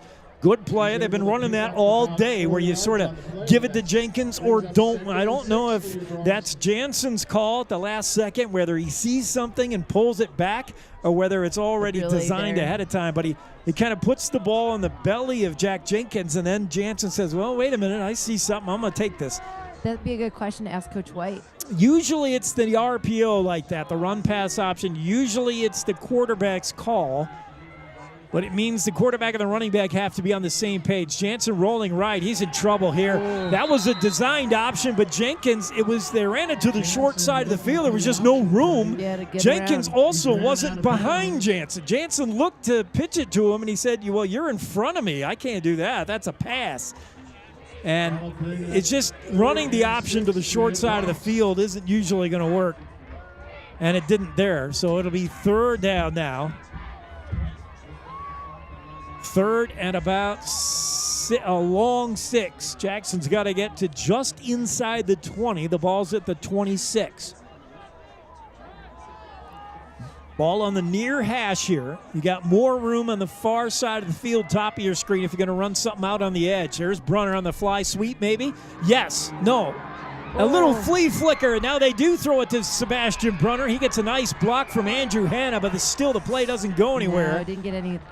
Good play. Reversed by Jackson, back to Jansen for a pass to They got maybe a yard, but by the time that play was a little slow in developing, Star Valley wasn't terribly fooled on it, and by the time Brunner got the ball, he had one blocker in front of him, Hanna, but he just couldn't take advantage of it. I don't know if they gained anything on that. Maybe a yard. It'll be field goal time now, 4th and 5, and they're going to kick a field goal, and this will be a 41-yarder. Well, we've seen Braden Hills good from here before this season. He's got a little bit of wind at his back, and the kick is up, and it is blocked. Kick is blocked. No good. And Jackson, trying to put 3 on the board with 3:26 to go, are foiled on the block kick. That one never had a chance as the offensive line just didn't hold up, and there was a man through in no time. Now, Braden Hills has to kick that ball low for a long field goal, so those are always prone to getting blocked, but that was a case where that guy was just, nobody touched him. He was shot right through the line. I was going to say, was it the 6'4" guy? Because I don't understand now. 1st and 10 Braves, trips left, and looking to throw that way is McClure. Just nobody open. He's got all kinds of time. He finally fires, got a man, and it's caught by Croggs, Wyatt Craggs. Very near a first down. We'll see if he's got it. It's at the 45-yard line. Wyatt Crogg, and that will be a first down. That is Taft McClure's favorite receiver. Wyatt Crogg leads his team in catches and yardage. McClure just had all day to get to Crogg, and he still wasn't very open. This one fired, caught right at the sidelines, knocked out of bounds. Complete pass, another first down to Jacob Hodges. And that'll move the sticks. And here's that passing game from Star Valley we talked about. As McClure is slinging it around a little bit. And we need to have our defense do a nice. Yeah, at least both those receivers were somewhat covered. McClure is just that good. He's going to bring it in there, even if you give him a tiny space, a tiny window. He's going to put the ball in there. McClure wants to throw again. Near side, got a man, caught. Tackled at the 30-yard line, but not before. It's a gain of 9, just short of the first down. That's Luke Linford, the 6'3", 155-pound senior. And they're going to say that's a first down. I thought it was a pickup of 9, but yeah, can we measure that ball? Star Valley just ripping off 10 yards at a crack here. 2 receivers split left, 1 to the right. In the backfield with McClure is Spalding. Off to his left. No, that's Levitt, Jesse Levitt. Oh, no, it is Spalding. And a sack as McClure tried to find a man open. That was a covered sack. Nobody open, and he was finally brought down. Good stop by your Jackson Black. And a big sack by Jackson. Who was that? 148 and counting, 14-7. Jackson trailed by a touchdown. McClure in the shotgun, wants to throw again. Rolls right. No, it's a handoff to Spalding, and he's got some room. Nice little delay there and a nice little fake. Spalding's got a big 11 yards on the play. He's going to be just short of a first down before he's dragged out of bounds. But that fooled everybody, even me. And it fooled the Bronx defense. So 3rd and 1 for the Braves. Taft McClure, the handoff to Spalding, right side. He's got blockers out front, turns the corner and picks up about 5. Flags fly late in the play. We'll see if this is a hold or what. With 1:09 to go, the clock stops on the penalty. I see a flag on the play. Spalding's got enough for a first down if it stands. Looks like face mask. And it's going to be something after the play. Yeah, it's on the Bronx. Face masky, maybe? Possible face mask, personal foul. They'll march it off inside the Jackson 10. All the way to about the 8-yard line. 1st and goal. Sticks down on the ground. 1st and goal for the Braves at the Jackson 8-yard line. They go bunch package, heavy. McClure in the shotgun. Gives to Spalding. Running near side. Left tackle. Got tons of blockers out front, but he is dragged down from behind. Good job by Thomas May to pull down Spalding at the 3-yard line. It'll be 2nd down and goal for the Braves. Real good job by May, who's playing with that thumb that's all wrapped up. But he was able just to get the feet of Spalding, Caleb Spalding. Here comes bread and butter play. No, a fake, and they're going to give it to the fullback. Touchdown. Oh, pretty little play there. It was not the bread and butter. They faked that, and they give an inside handoff to Chase Stewart, the senior, and Stewart went in off left tackle untouched. Touchdown, Braves. And that was a nice variation on the I formation play where Star Valley usually pitches it to the second back through, but every once in a while they'll change it up, and they did there. A little misdirection handoff to Stewart. He's in, and the extra point is up and good by Mikel Merritt. And that makes it 21-7 Star Valley with 33 seconds to go in the half. Well, Jackson with a good start, obviously, the 7-0 lead, but they've watched the Braves come back with 3 unanswered scores to make it 21-7. 33 seconds to go, so not really any time for Jackson to do much here, although maybe they can hit one of those big plays. Hail Mary, big chunk play all the way down.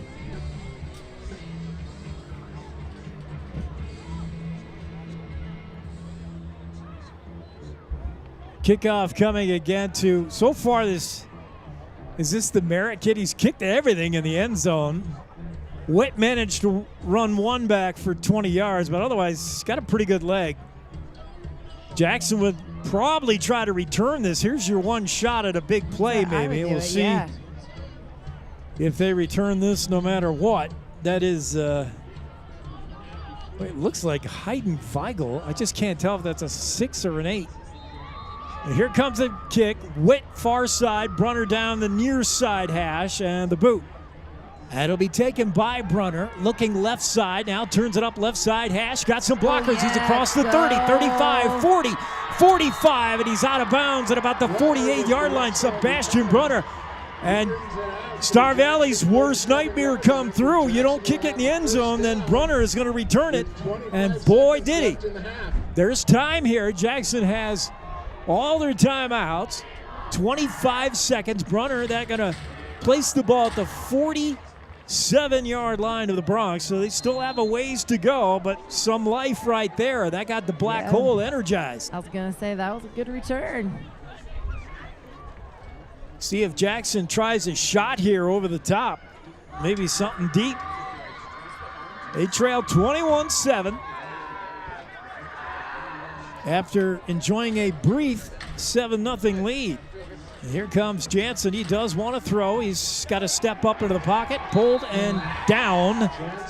He got back to the line of scrimmage. That was all before Clay Merritt, the 6'2", 240-pound junior, wrapped him up at a timeout. Jackson facing a second 9 as they'll give Jansen maybe a yard on that. Well, not really. 2nd and 10. 19 seconds to play. In Lander, Douglas is leading 21-0. In Berlin, Riverton is up 7-0. Jackson now with 2 timeouts and 53 yards they have to cover. Long pass? Yeah, long pass would be my plan. Into the end zone? We'll see if the Braves come out with any kind of prevent defense. They got that one big tall kid back there playing free safety, Lane Wiebelhaus and Luke Linford. And they're probably going to be playing a pretty deep cover 2 here, those 2 safeties. They're back 20 yards off the ball. So, yeah, they're probably not going to let anything behind them. We'll see what Jackson can do. Twin receivers left and right. Jenkins in the backfield. Jansen gets his snap. Looked like movement along the left side. No flags. Jansen got pounded as he tried to let that ball go. What a shot he took. And a fumble. He does lose it. Maybe. We're waiting for a call. Star Valley thinks they have the football, and I think they do. As Jansen got rocked. And that was Brandon Beck, the linebacker. We talked about him in the pregame. He is trouble. And he got there and got to Jansen just as he was trying to throw. I thought Jansen's arm might have been coming forward, but they say no, that's a fumble, and the Braves have it at the Jackson 35-yard line with 12 seconds. They have 2 timeouts, and we'll see if McClure wants to take a shot. Keep an eye on Wyatt Krog here, bottom of your screen. There's nobody covering him. And now finally, Thomas Mayer, I think Lundy, somebody finally notices him. McClure wants to throw. Far side, got a man caught. Out of bounds, maybe to stop the clock. I think he did get out. 6 seconds. And a timeout, Star Valley. So they got 1 shot here in the end zone. Boy, Krog was lined up bottom of your screen. There was nobody on him. And then, Caleb Lundy said, well, I'm probably the guy that might want to look at him. Evanston is beating Green River 27-7. So final play of the half, Star Valley Braves at the Jackson 26-yard line, and this is one that's just got to go to the end zone unless you want to kick a field goal. Your field goal kicker's got a pretty good lead, but I think Makai Young's going to just take a shot here in the end zone. I mean, you're already up.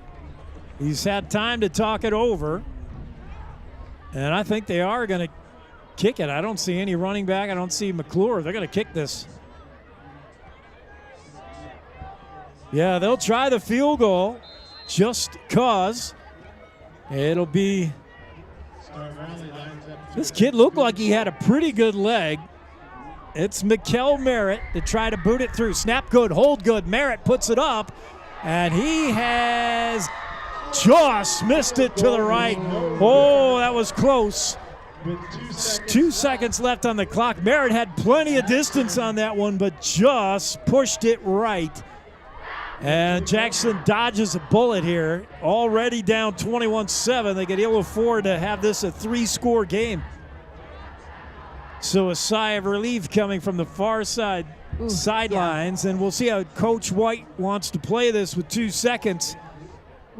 Imagine you just safely take a knee here and live another day for the second half, especially when you saw that sack of Owen Jansen last time. And trying passing is dangerous. Star Valley doesn't look like they're bringing heat. They got 3 down linemen. They play a 3-4 defense all night long, but it looks like they're in a cover 3. Yeah, they're just deep, not going to let anything behind them, and Jackson will take the knee, and that'll do it. Just takes the knee to finish the half. So that'll do it for the half, and the halftime show coming up with the score. Star Valley 21, Jackson 7 here on senior night. You're enjoying Bronx football on KZ95 and the Jackson Hole Radio Sports Network. Great Northern Coffee.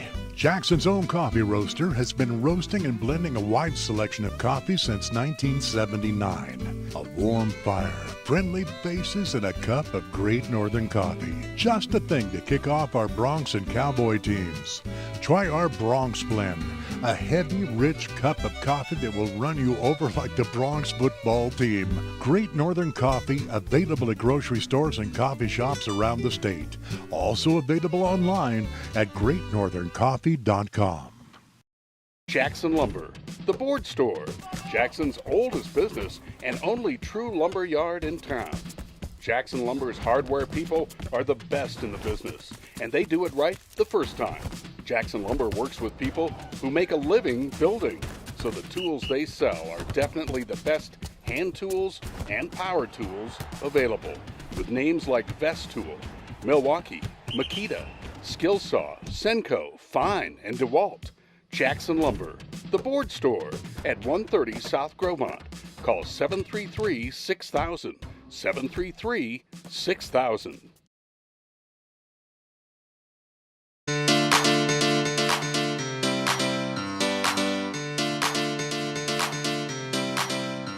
Back to the William T. Mack. Jackson trailing this one on senior night, 21-7. Well, Kimmy, what do you think? We got to come out and have a second half. I think we had Coach McKay Young scared for a moment, a brief moment, a 7-0 lead. Jackson opening this game with an 80-yard drive from their own 20, punched it in with a 2-yard Owen Jansen quarterback sneak, and it was 7-0 Jackson early. Wow. And then the Braves, they answered a long drive of their own. McClure did not attempt to pass on that drive, and they just ran the ball mainly with Caleb Spaulding, and he put it in the end zone to tie this thing at 7. Jackson had another crack at it from their own 20, and again were able to move the football into Star Valley territory, stalled a little bit at the Braves 45, and then brought on the punt team. Braden Hills did what Coach White wanted him to do, pin the Braves down there at their own 16, but then Star Valley just again put together a methodical drive, went down the field. Only one pass play, I think, on that drive, and that was the wide open shot to Wyatt Krog when we got to the second quarter and changed sides, and Krog was wide open.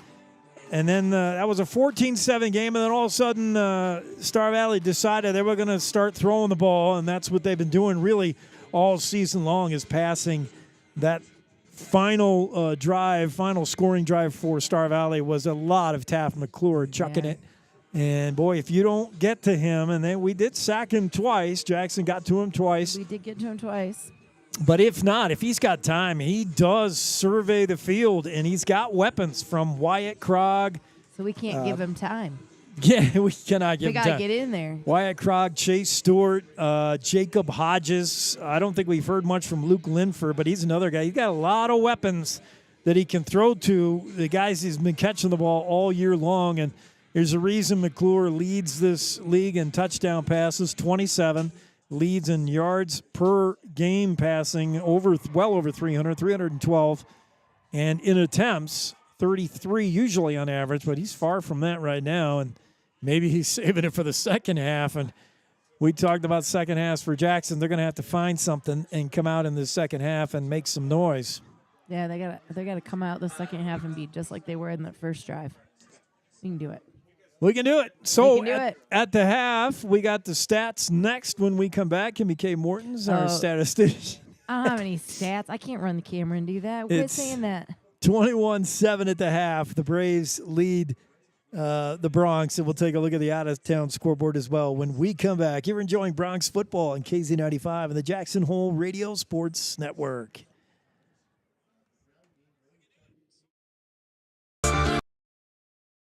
They say the best offense is a good defense. This theory applies on Wyoming roads and highways just as much as on the football field or the basketball court. Your game plan should always include wearing a seatbelt, and that goes for everyone in the vehicle. Check road conditions before you go. Call 511 or download the Y.511 511 app for road information at your fingertips.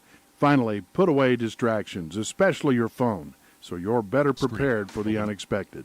This message brought to you by WYDOT. Monday through Friday, 8 a.m. to 5 p.m. And don't forget, we deliver. At High Country Linen's Paper and Cleaning Supply Outlet, we've got you covered. We have cleaning supplies for all your needs, like Bona Hardwood Floor Cleaner, brooms and mops, dusters and buffers, Swiffers and brushes, scrubbers and squeegees for every job, Murphy Oil, Orange Oil, and Pledge for your home or office, products from the Clean Environment Company, Envirox, and bathroom cleaners from the Natural House for the safe environmental solution. For dishwashers to laundry, Cascade and Jet-Dry, Dawn and Joy, Tide, Arm & Hammer, Shout, Clorox, and Bounce. And get the window cleaning tools the pros use. Spray bottles, extended washers, buckets, and squeegees for the cleanest windows. Browse products at highcountrylinen.com or call 739-1311, 739-1311, or drop in at High Country Linen's Paper and Cleaning Supply Outlet, 335 North Glenwood Street, open Monday through Friday, 8 a.m. to 5 p.m., and don't forget, we deliver.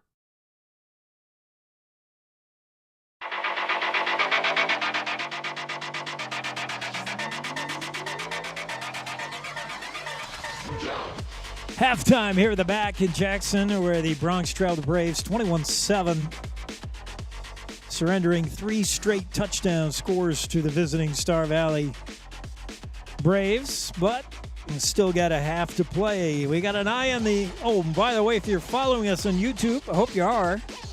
If you got a chance to do that, if you're listening along at KZ95, 95.3 on the radio, that's great. You got a chance, if you're near a smart device, a computer, a tablet, a phone, feel free to drop in on our YouTube channel, Jackson Hole Radio. Just go to YouTube, type in Jackson Hole Radio, and that'll be the live game you see right now. And right now we have a posted photograph of the seniors of this football team, because it is senior night and they're playing their final regular season game. Hopefully not the final game of 22. And in fact, as we take a look at the out-of-town scoreboard, some good news to deliver on that front. And we told you in the pregame how the scenario shakes out. Win and you're in for Jackson. If you beat Star Valley, you go to the postseason as the number 2 seed just behind Cody. And that's because there would be a 2-way tie for the best in the 3A West, and Jackson, if they were to beat Star Valley, would win the tiebreaker there. So you could go as a number 2 seed if you win tonight. You're guaranteed a playoff spot if you win tonight. The alternative is you don't win tonight, and then you got to count on some things happening. You got to become real fans of the Evanston Red Devils. And latest report we heard out of Uintah County is Evanston does lead that game over Green River 27-7 at the half. So that's good news, a 20-point lead for Evanston at home in a real rivalry battle down there, the Battle of Uintah County. So if Evanston secures that win and hangs on, Jackson would go into the playoffs as the number 3 seed. And from the math we worked out, that would mean a trip to Buffalo to take on the Buffalo Bison. And we saw Buffalo just last year, I believe it was. We had a game with them here in the opening round of the playoffs. So Buffalo's been playing some really good football. I don't know who you want. If you're picking opponents in the East, Douglas is the number 1 seed in the East, and they're cruising again tonight. But Jackson was able to beat the Douglas Bearcats right here on this field earlier in the season. So go figure. I mean, the East is not as strong as the West. We know that. But even so, Douglas, the only loss right now, the only blemish to Douglas's record is the Jackson win. So if Douglas is the best they've got in the East, you would have to think Jackson has a pretty good chance with the number 2 team in the East, Buffalo. But watch out. Those Bison have really been playing better and better as the season goes along. And, of course, we're getting ahead of ourselves with the playoff picture. But as it stands right now, if the season ended at the half, Jackson is traveling to Buffalo next week in the opening round of the playoffs, from what we understand. That's a 27-7 lead for Evanston at the half in Evanston over Green River. So that's good news for Jackson, because they trail the Star Valley Braves 21-7 here at this half. Some things have gone right for Jackson. They've been able to move the football offensively, and a lot of that has been Seth Brunner.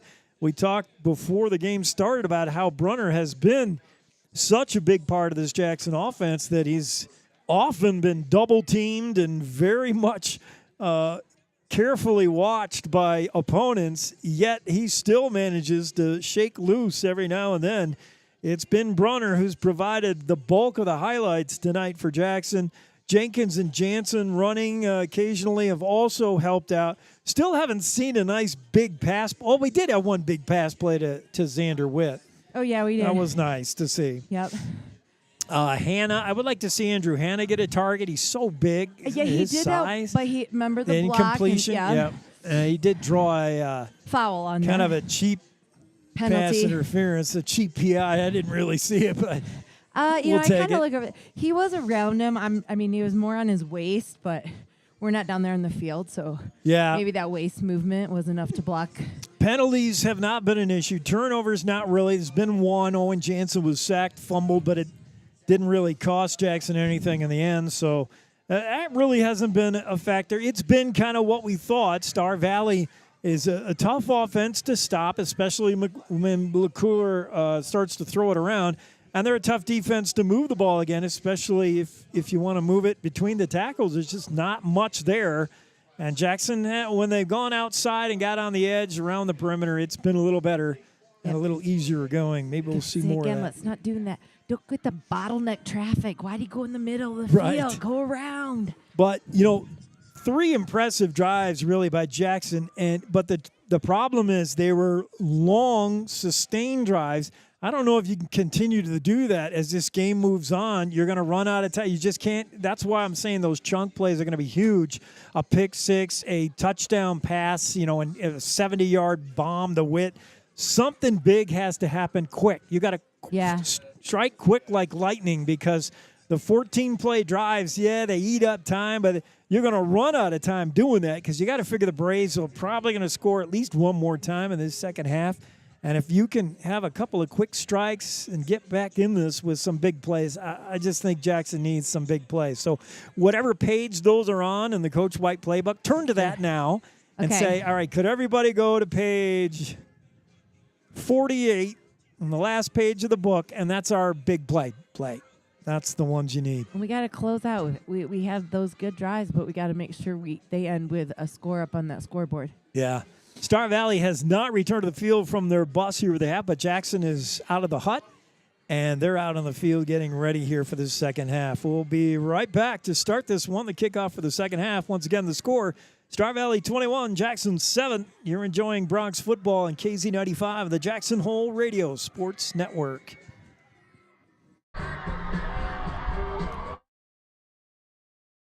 They say the best offense is a good defense. This theory applies on Wyoming roads and highways, just as much as on the football field or the basketball court. Your game plan should always include wearing a seatbelt, and that goes for everyone in the vehicle. Check road conditions before you go. Call 511 or download the Y.Dot 511 app for road information at your fingertips. Finally, put away distractions, especially your phone, so you're better prepared for the unexpected. This message brought to you by Y.Dot. Experience Jackson Hole like a local. Recently renovated, the 49er boasts a new lobby, extended continental breakfast, indoor swimming pool, fitness facility, and 12-person outdoor hot tub. Located on Pearl Street, the 49er is just 3 short blocks from Jackson's greatest bars and restaurants, where you'll find your home away from home. Enjoy your time in Jackson as part of the Town Square Inns, and stay at the 49er Inn and Suites.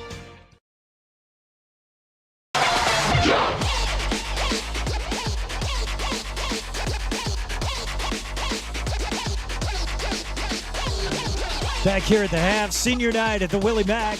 The action brought to you by Jackson Lumber, Jackson's original board store, Town Square Inns of Jackson Hole, including the Etler Inn, Elk Country Inn, Cowboy Village Resort, and 49er Inn and Suites. Great Northern Coffee, their old world roasting style makes all the difference. And Wyoming Department of Transportation, keeping our highways safe and snow-free this winter, we hope. It's supposed to be a big winter. Oh, so it's supposed to get snow tonight?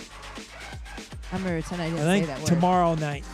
Saturday night, we'll see our first shot of snow at most elevations. Both teams out and just about ready to go. Once again, Jackson began this game in a really optimistic fashion. The opening drive took a 7-0 lead, but Star Valley came storming back. 3 touchdowns of their own unanswered, and that's where we are at the half. Star Valley 21, Jackson 7. Once again, scoreboard watching with all eyes in Evanston. The Red Devils lead the Wolves 27-7 at the half. So good news for Jackson, but they'd still want to take matters in their own hands, and they still want to beat these Star Valley Braves.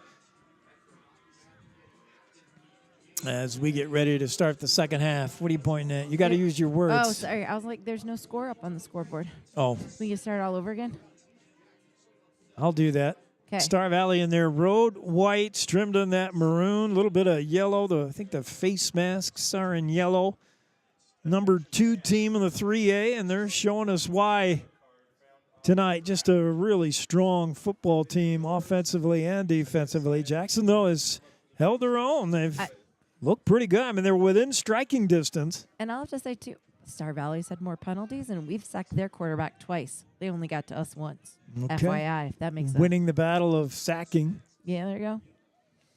They've had more penalties than we have. Does that count? Jackson will kick it off. Star Valley will get the ball to start the second half. Wind still blowing, a little bit of a factor, a little less than it was earlier today. It was about up to 18 miles an hour, and about 3 o'clock, it's now down to probably 8 or 9. But wind blowing left to right. Braden Hills will tee it up at his own 40. Jackson in their home black, trimmed in white, will be moving left to right.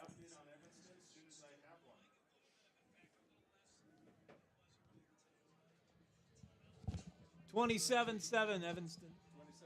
At the half. Yeah. Yeah. Hill's ready to kick it off. Back to receive. 8-14. Let me check my cheat sheet. Let's see who that is. Hayden Weigel and Colin Hunsaker. Hunsaker had a pretty good run back in the first quarter.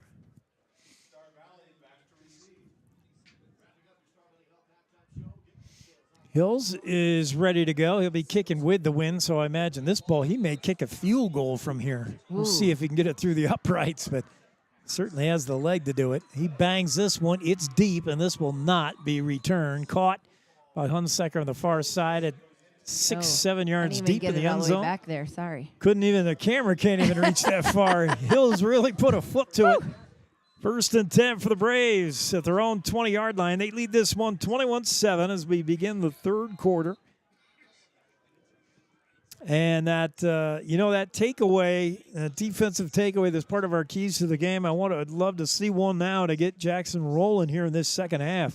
McClure puts a man in motion. That's Krog. Fly sweep to Krog. No, it's coming this way, and that did not fool Grayland. That was a nice. Lucas Grayland with a takedown. Pulled down the running back, and I believe that was Spalding who's in there now, Caleb Spalding. A pickup of... No, that's a loss. Yeah, I didn't think he even got back to the line of scrimmage. He did not. Loss of 2, 2nd and 12. Spalding still in the backfield now with McClure. 2 receivers to the bottom of your screen, 1 to the far side of the top. McClure wants to throw. Fires near side, sidelines. That's Linford, knocked out of bounds immediately. Pickup of 6 or 7. McClure to Luke Linford, and it'll be short of a first down. Just underway here in the third. And the Braves will line it up with McClure in the shotgun. 1 receiver to the left. They're going to bunch package. They may run out of this. They will, running far side, right tackle. That's Spalding, and he was trying to find blockers, but Jackson did a good job stringing that out. Spalding gets out to the 26, 7-yard line. He's short of the first down, and Star Valley, big decision here. And they look like they're going to keep the offense on the field. They look like they're going to go big for down, it. 4th down and 3. This is time for that big play defense. You got to get the ball to the 30-yard line. Let's see if they're just trying to draw Jackson off, as McClure doesn't look like he knows what the play is. Now he's ready to go in the shotgun. Watch for the hard count. McClure, and he does hard count, and he got a man to jump. Oh, my. That's all Star Valley needed. Was the jump, and they got it, and that'll get them a free first down. Oh, boy. Looked like it. Not sure who that was on the far side. But the offsides will give Star Valley a fresh set of downs, and I think that's all they intended to do. I don't think they were going to run a play. McClure in the gun. Snap and the give is to Spalding, right side. He's across the 35 to the 37-yard line. Pretty good pickup there of 5. It'll bring up 2nd and 5 for the Braves.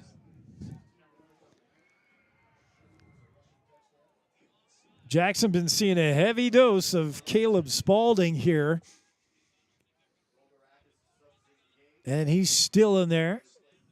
Far side, Krog is set up, split wide to the right. In the backfield is Spalding along with McClure. Shotgun snap, Krog in motion. He gets the fly sweep, almost grabbed right away there, but he will be brought down after a pickup of just about 1. Good penetration by Jackson from the backside as Krog was almost pulled down early.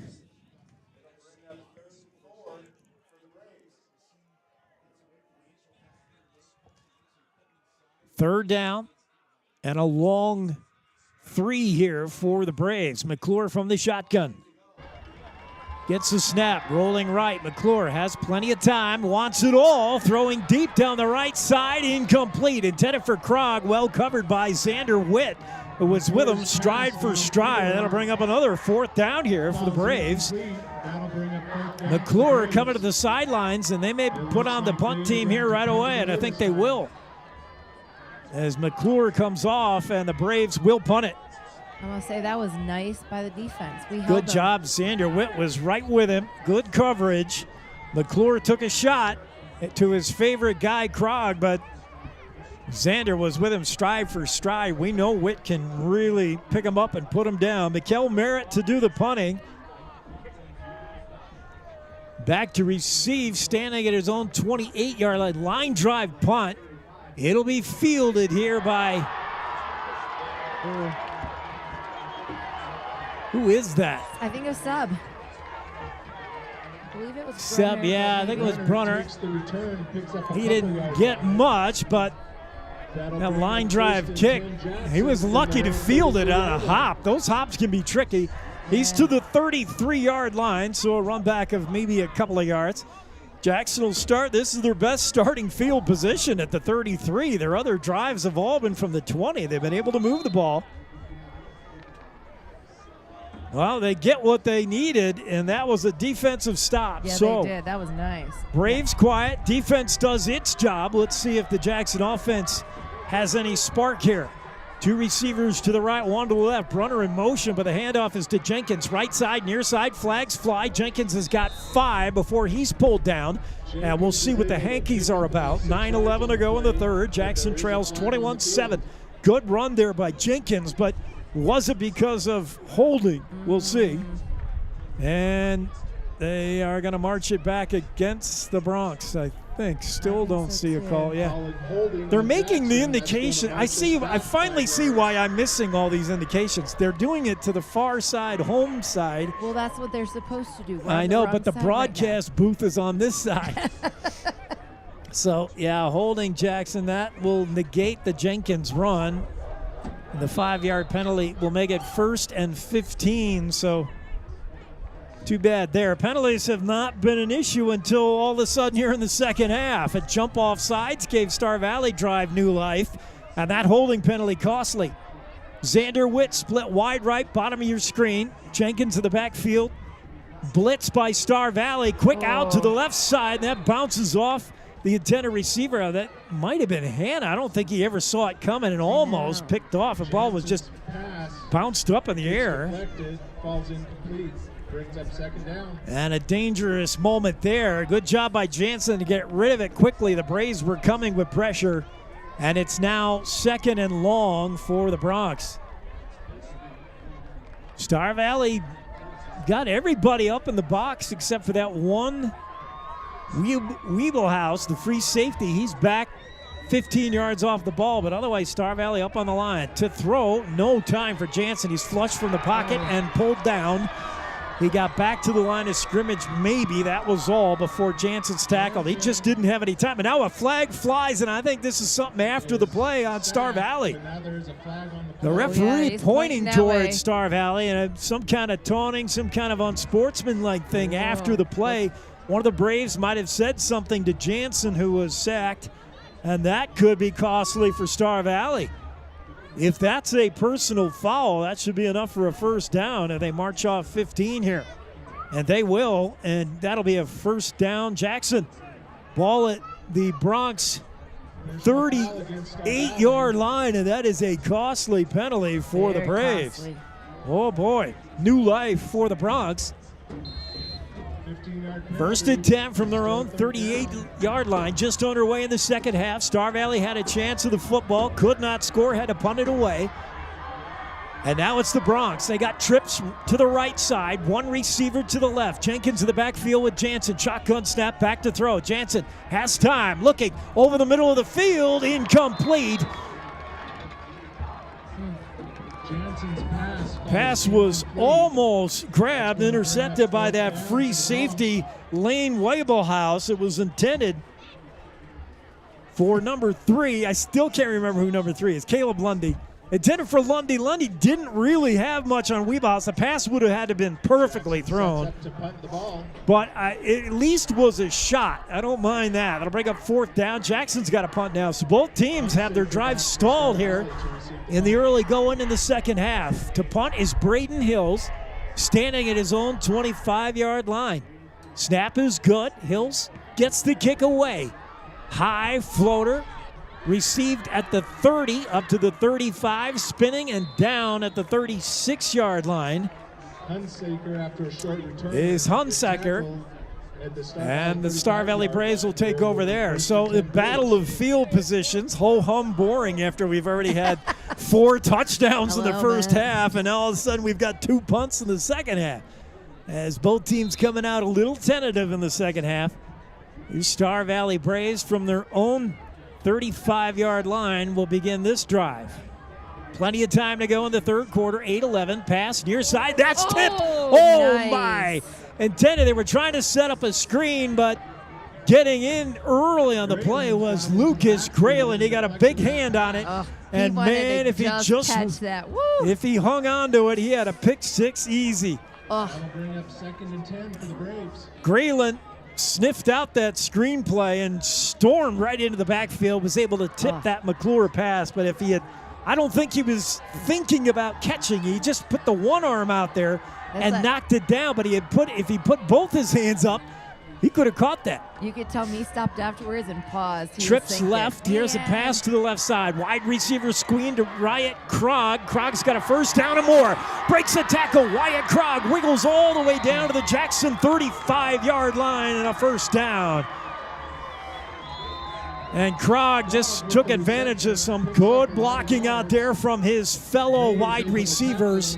And that'll go as a pass play, and a big one. McClure to Krog, and Wyatt Krog did most of the heavy lifting on that one.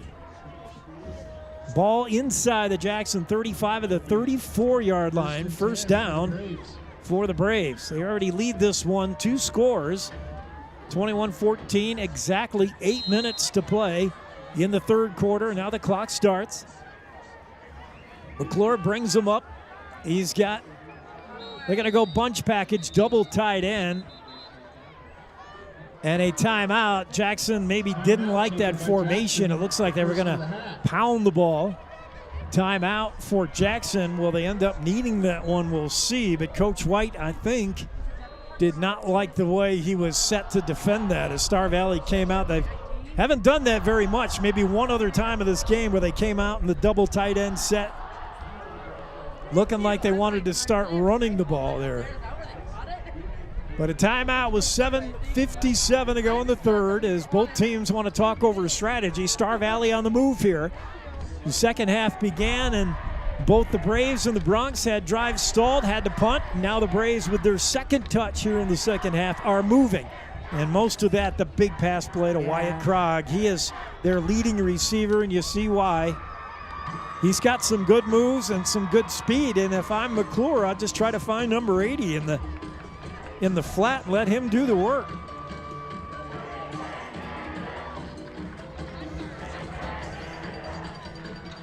Krog is out there again, bottom of your screen. Star Valley comes out in that same formation, double wing set with Krog, the only wide receiver in the backfield with McClure is Spalding, or that's Jesse Levitt now, I believe. No, it is Spalding. Fake to Spalding, play action pass, wide open is Linford, I believe, and he's going to go in for the score. Brunner had the only shot at him, and in for the touchdown. That is Dimitri Douglarakis, and yeah, he's tough to bring down, a big tight end. Seb Brunner against Douglarakis, and that's not going to work. I mean, Seb's fast, but yeah. Seb's fast, but he's not big. Good try, though. Douglarakis, the tight end, is 6'3", 225 pounds against Seb Brunner, who soaking wet might weigh $150, maybe. Yeah, Douglarakis just ran over Brunner, and he's in for the score. Touchdown, Star Valley. PAT is up and good. And just like that, the Braves lead at 28-7. We'll be right back with more Bronx football on KZ95 and the Jackson Hole Radio Sports Network. Great Northern Coffee. Jackson's own coffee roaster has been roasting and blending a wide selection of coffee since 1979. A warm fire, friendly faces, and a cup of Great Northern Coffee. Just the thing to kick off our Bronx and Cowboy teams. Try our Bronx Blend, a heavy, rich cup of coffee that will run you over like the Bronx football team. Great Northern Coffee, available at grocery stores and coffee shops around the state. Also available online at greatnortherncoffee.com. You're watching and listening to live coverage of Jackson Hole High School sports on KZ95. Star Valley set to kick it off here. 7:49 to go in the third. They lead at 28-7 over the Jackson Bronx, and maybe what the football pundits would expect, a 3-score favorite for Star Valley, although Jackson had some early success, led this game at one point 7-0. Would have watched the Braves come back and start to dominate. There's a kickoff for the Braves. It will go to Xander Witt, far side. Witt trying to turn the corner and will be able to as he gets it out to maybe the 27-yard line before he gets out of bounds, Xander Witt. And really the only kryptonite against this Braves team has been speed. I mean, they're supermen when it comes to power and size and physicality, but speed is their one weakness. Jackson's been able to take advantage of that a couple of times. Ball placed to the 26-yard line of the Bronx. Have not called Brandon Cook's name too much and Derek Assel's name a whole bunch, the two defensive stoppers there for Star Valley, but first and 10, Jackson is movement on the offensive line, but were they kind of goaded into it? It's Star Valley. Braden Cook had jumped early, and that is, Braden Cook had made contact with that offensive line, and that's why the Bronx offensive line moved. Cook with the offsides will give Jackson a free 5. First and 5 now. Jenkins in the backfield. Jansen wants to throw, however. Has time. Fires one to the far side. Dropped. Pass was almost caught by Brunner. Would have been enough for a first down, but he couldn't hang on. He was well covered over there. Second and 5 for the Bronx. Ball at their own 31-yard line. They've got to get to the 36. Jackson trails now by 21, 28-7. As far as we know, Evanston's still up by 20 over Green River, so that's good news. Snap, and Jansen, handoff to Jenkins. He's looking near side. There's just no room around the corner. He's swallowed up by virtually the entire Braves team, and he might have lost a yard there. 3rd and 6 coming up for Jackson.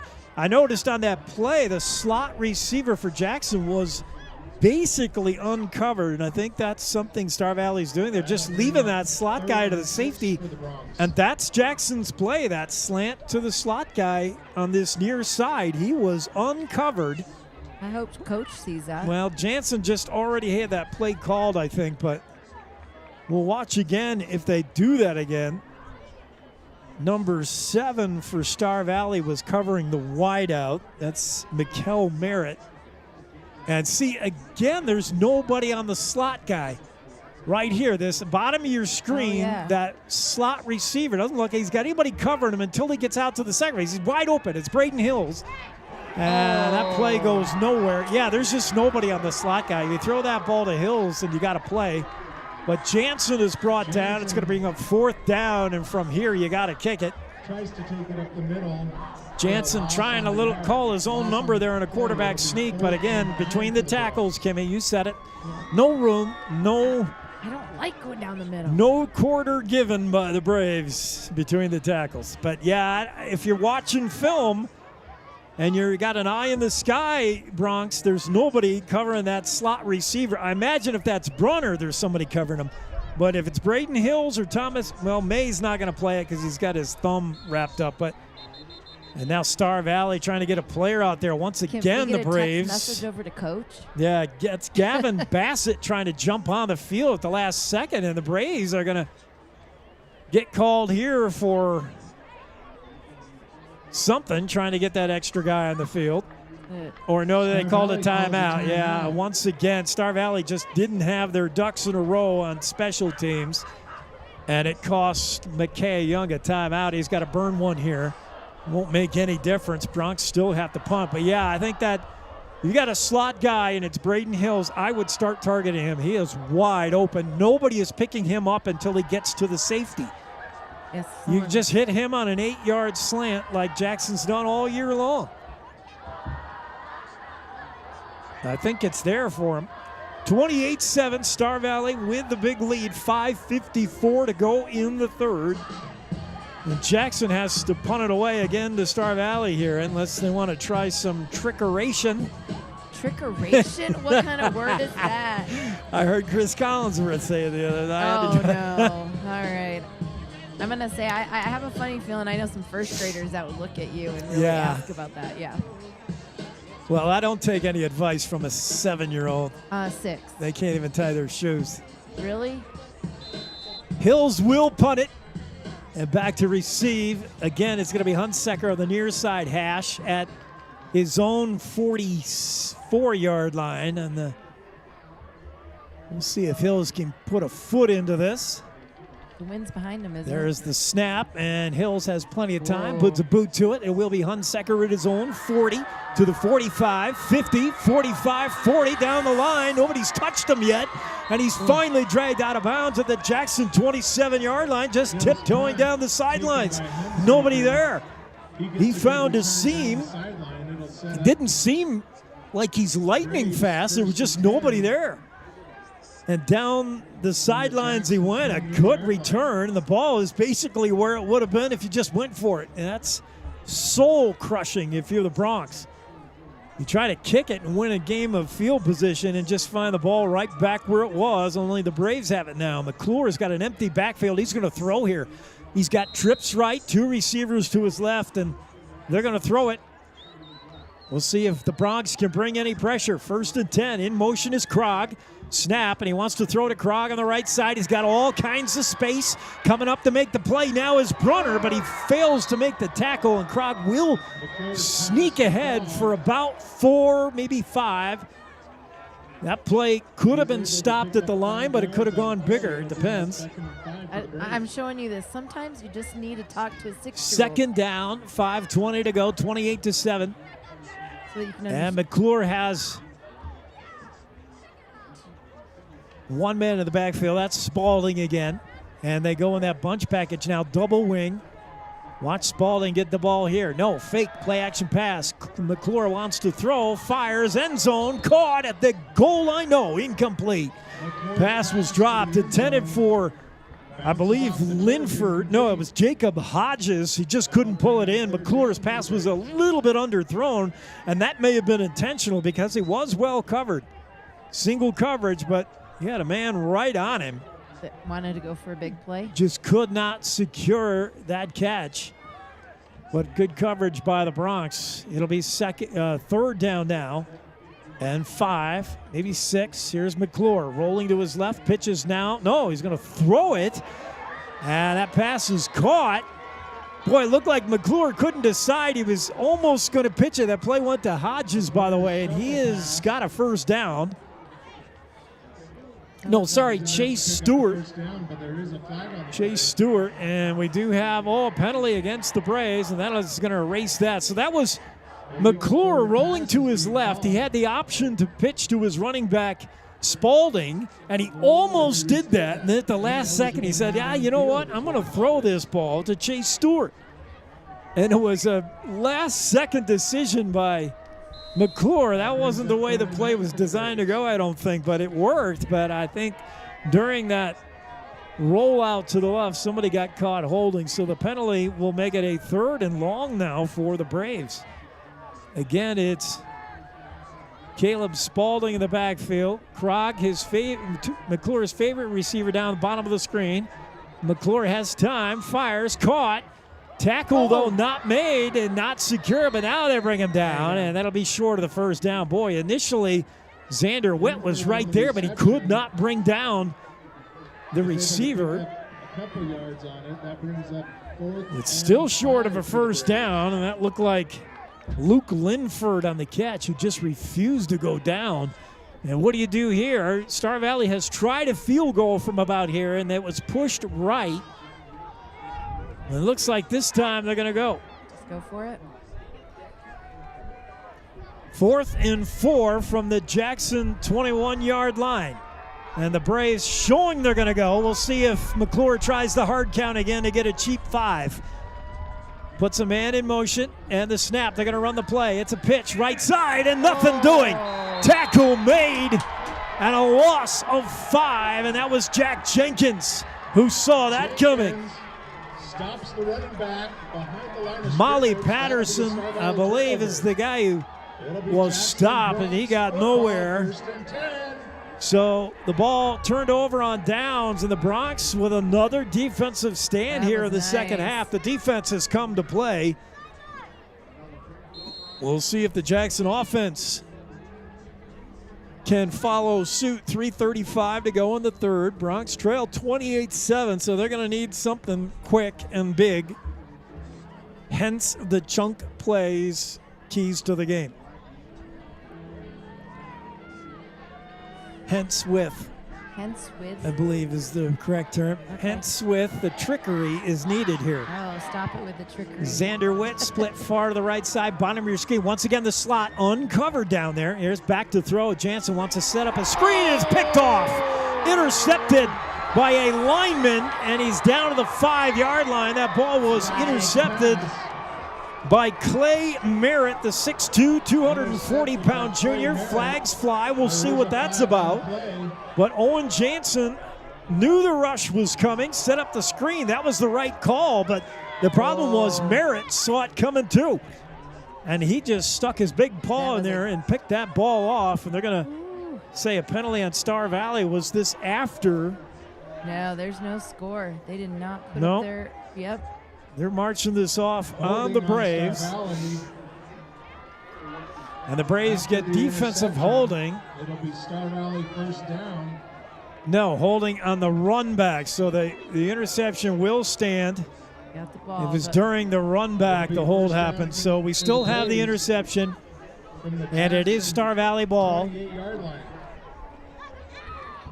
1st and 15 from inside Jackson's 30. Snap, and the give is to Spalding coming near side. Tripped out of bounds. No, that's Jesse Levitt. And Levitt's got a couple, that's all.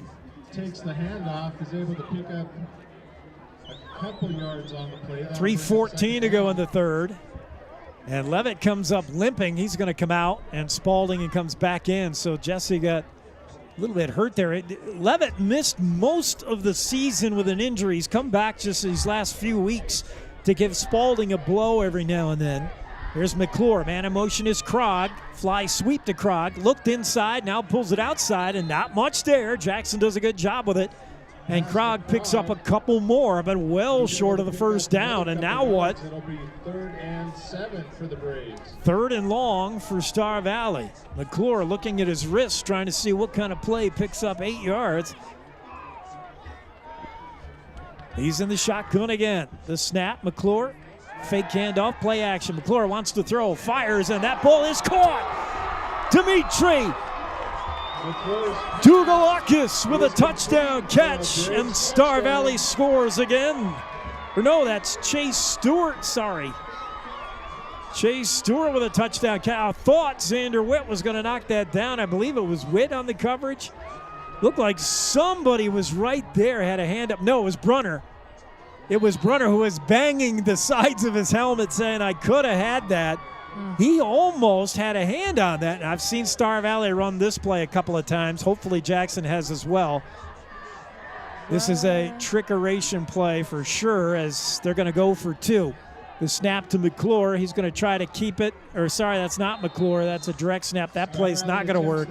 Tackle. So Jackson wasn't confused by that. Direct snap to Luke Linford does not work. 2-point conversion fails. But meanwhile, that was a well-thrown ball by Taft McClure. Boy, he just threw a missile to At halftime, Douglas is leading his receiver Chase Stewart on that touchdown pass. The coverage was good. Brunner was right there.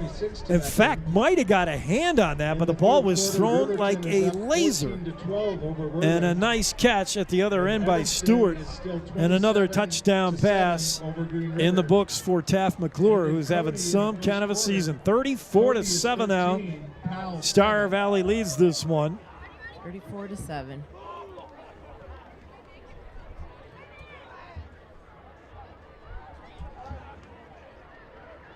See if we can get a report from Evanston. They were up big last we heard at the half as Star Valley gets ready to kick off. So, well, I don't know. That's slipping away for the Bronx. Slipping away. I do have a first quarter score on Cody Powell. Not that matters. That's a rivalry battle. 13-7, Cody. Powell's always got something for Cody when they play. That game is in Powell? Sure where. Yeah. That's a battle of Park County. Powell always plays with a lot of pride. Those Panthers love to give it to Cody. This kick in and out of the hands of Brunner, and now goes into the end zone for the touchback, and Brunner is lucky that ball went into the end zone. Otherwise, he was on the hook to return that. So Jackson again will start this drive from their own 20. Plenty of time on the clock, and that's probably bad news because Star Valley has just taken over 34-7. The Braves just keep coming. They really squeeze it out of you. And we told you Jackson has trouble in the second half maintaining that energy and momentum. And they came out looking good in the second half. Both teams had to punt. Yeah, defense is playing well. But they might still have something in them. We'll see. They've got that slot pass whenever they want it to Braden Hills. Jackson comes out in a little bit of a bunch package with the give to Jenkins. That goes nowhere. He is stacked up immediately, loss of the yard. Loses 2 yards on the So play. Jackson was thinking maybe if you run that double wing, you got more beef to block, but the blocking just wasn't there. And again, that play was blown up by 50 and 52. Braden Cook and Brandon Beck, and those two have been making tons of tackles all year for Star Valley. They are tough on the defensive line, and if they don't get you number 33, Derek Astle will.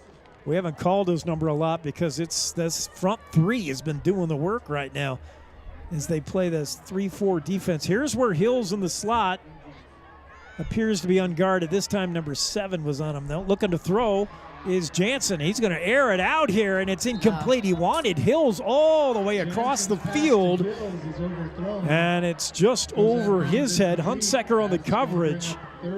Yeah, Braden Hills had come from that near side right slot. He'd come all the way across. Jansen had time to find him, just couldn't quite drop the ball in there. We'll bring up 3rd down and 11. I just heard 34-7, Evanston. Same score we've got. Same score we got. Interesting. Well, we'll take that. Jansen gets the snap, wants to throw. 4-man rush for Evanston. Jansen throws far side, going to air it out, but it's out of bounds. Jansen just airs it out of bounds. Nearest receiver was Brunner, but that was just kind of thrown away as Jansen started to see the pocket disintegrate. So another 4 and out for the Broncs. Still have to punt deep in their own territory as this drive never really clicks, and Braden Hills will again be asked to boot one out of here. Wyatt Krog on the far side to return. Hunsaker on the near side hash. Bottom of your screen, both standing just inside their own 50.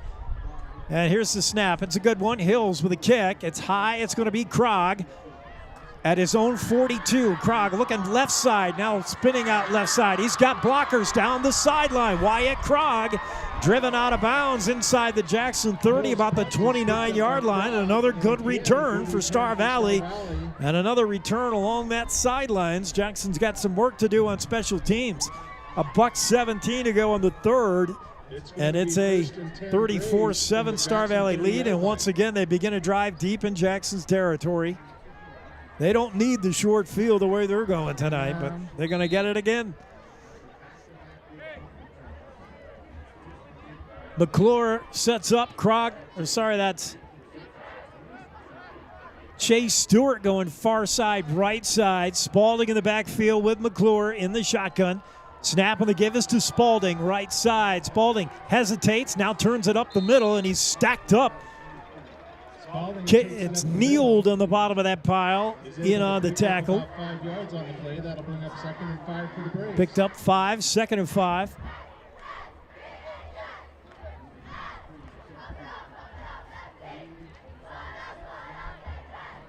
Star Valley are right up to the line again. I haven't really noticed, but they run a real up-tempo game, trying to copy the way Jackson's run things. Little inside shuttle pass, and it's going to work for a big gainer inside the 15 to about the 18. And again, that's Chase Stewart who got the inside shuttle pass. Seth Brunner, the last man to beat, and Brunner brought him down. First and goal for the Braves. But it's another first down for Star Valley, and they ran that play once before for the touchdown when it looked like they were going to run that bread and butter thing, that inside shuttle to Chase Stewart. That works for a big play. That misdirection stuff, tough. Wyatt Krog now split wide left, bottom of your screen, and Spalding in the backfield. 3 receivers, 2 to the right side, and McClure looking back, trying to make sure he's got the play right, checks the wristband, and seems to be some confusion here as they're taking a long time. They're going to have to burn a timeout as they're not ready to go.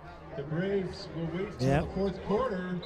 No, they wait for the quarter to end. Sorry, I didn't know the clock was that long. When he said it, I was like, So I guess Coach McKay Young and Taft McClure knew what they were doing. They said, let's just let the quarter burn. And we do. We'll come back with a 4th after 3. It's Star Valley 34, Jackson 7. You're enjoying Bronx football on KZ95 on the Jackson Hole Radio Network.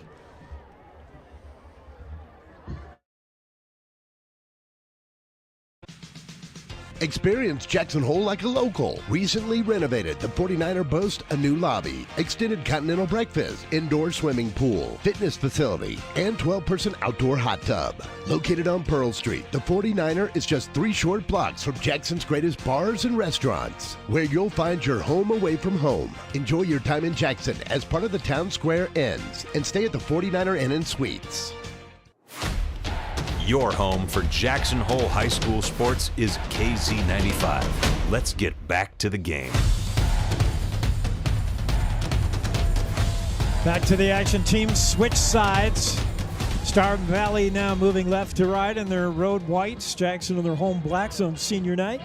Moving right to left on your radio dial and your YouTube dial. Jackson Hole Radio, a YouTube channel. Star Valley with the football. 1st and goal inside the Jackson 10. McClure in the shotgun, gets the snap, wants to throw, rolling right, waiting. He's got plenty of room. He's going to run it. No, he'll throw it. Incomplete. Pass dropped. McClure had plenty of room to run that ball in if he wanted. But I think he wants to puff up those touchdown pass stats. And he attempted the TD pass in the end zone, but it was incomplete. It was a little underthrown. Chase Stewart reached down for it, but couldn't pull it in as the pass was low. It'll bring up 2nd and goal now. And again, McClure in the shotgun with Spalding in the backfield with him. McClure to throw, and again, rolling right, trying to find a man. And again, it's Stewart. He'll try him in the end zone, and it's dropped again. And a good job getting in there at the last second on the coverage. It's going to bring up 3rd and 10 for the Braves. That was, I believe, Drew Greibel who in there got a hand on it. But they tried that same play. They're trying to get Stewart in that corner of the end zone. Stewart running along the baseline of the end zone. And McClure trying to buy himself time. And Jackson's had 2 looks at that now, and Stewart couldn't pull in either of them. But they try it again. You go 3-time lucky. 3rd and goal as the Bronx defense tries to stiffen here. McClure of the shotgun. Gets the snap, and he's going to give it to Spalding. Spalding's got blockers. Right side, he's going to waltz in. Touchdown, McClure. Or touchdown, Spalding, rather. An easy run on the right side, and that's going to make it 40-7. Pretty good blocking out front there, and Spalding with an easy. In fact, Spalding slowed down when he got to the goal line. Almost thought about, I don't know what he was thinking about. Obviously, you got to just take it in at that point. PAT coming up here, trying to make it 41-7. The snap good, hold good, kick is good. Now with 11:44 to go with the 4th, it's Star Valley 41, Jackson 7. We'll be back in just a moment. Back to the action. You're enjoying Bronx football on KZ95 of the Jackson Hole Radio Network. It's been like that, I think, for the year. It's just hard to figure out. There's days we play. Great Northern Coffee. Jackson's own coffee roaster has been roasting and blending a wide selection of coffee since 1979. A warm fire, friendly faces, and a cup of Great Northern Coffee. Just a thing to kick off our Bronx and Cowboy teams. Try our Bronx Blend, a heavy, rich cup of coffee that will run you over like the Bronx football team. Great Northern Coffee, available at grocery stores and coffee shops around the state. Also available online at greatnortherncoffee.com. Here's your voice of Jackson Live action on KZ95. Here's Jake Nichols.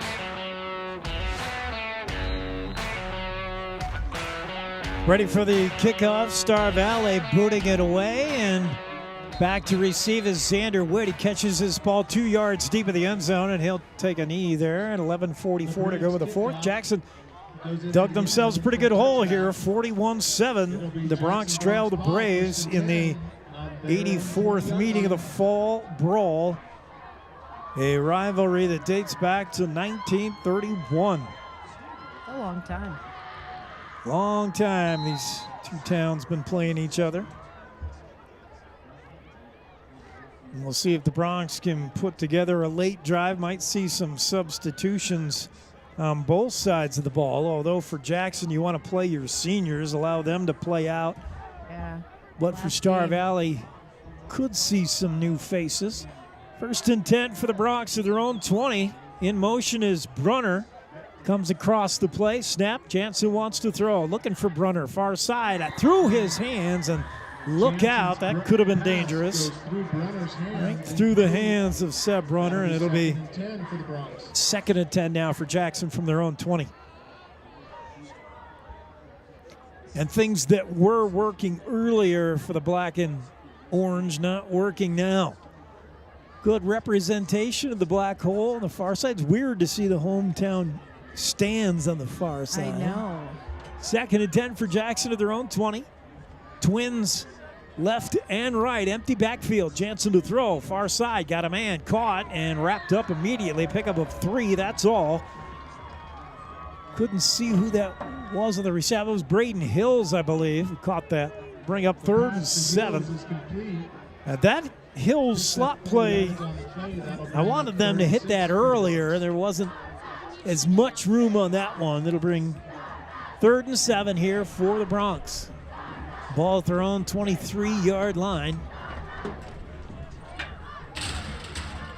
Jackson's been able to move the ball at times. The red zone offense, though, as Coach White has talked about all year, has not been great. Pass intended.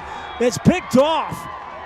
Picked off, and that's Jansen's pass picked off by Star Valley. That's that free safety in the middle. It was well overthrown, and that's Jaden Crook with the interception, the junior. And all he had to do was just pull that ball in as Jansen well overthrew his intended receiver on the play.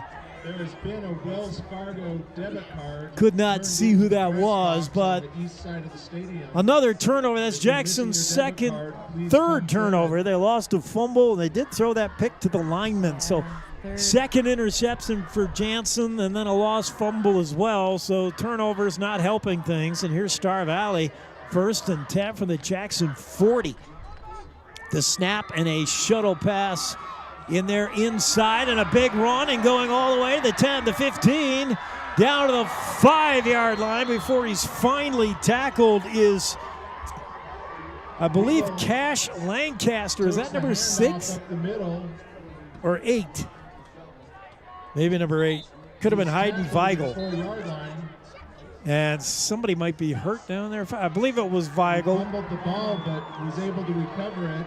It'll be Star Valley ball. Yeah, that was Hayden Weigel. That's that little shuttle pass inside. Boy, that has really worked for Star Valley. That's caught the Bronx a couple of times tonight. It is Weigel, and he's coming off a little bit limping at the end of that play. Jackson did a good job to at least get back and not let Weigel get in the end zone. Mm-hmm. Ball at the just inside the Jackson 5, 1st and goal for Star Valley. They are starting to see some different numbers out there for the Braves. The fact it is no longer McClure quarterbacking this team. It's Tristan Hilton, who started the season with the team when McClure was hurt. Hilton with a pitch and straight ahead for a yard. That's all, I believe, was Jesse Levitt. I think it's Levitt, but Star Valley loves using all kinds of guys at the end of games. They got a whole lineup over here to use. They got a lot of players. Hilton gets the play. It'll be 2nd and goal for the Braves. Beck takes the handoff up the center. Mostly this is bread and butter territory for Braves out of that I formation. Timeout by Star Valley as they want to talk over this play.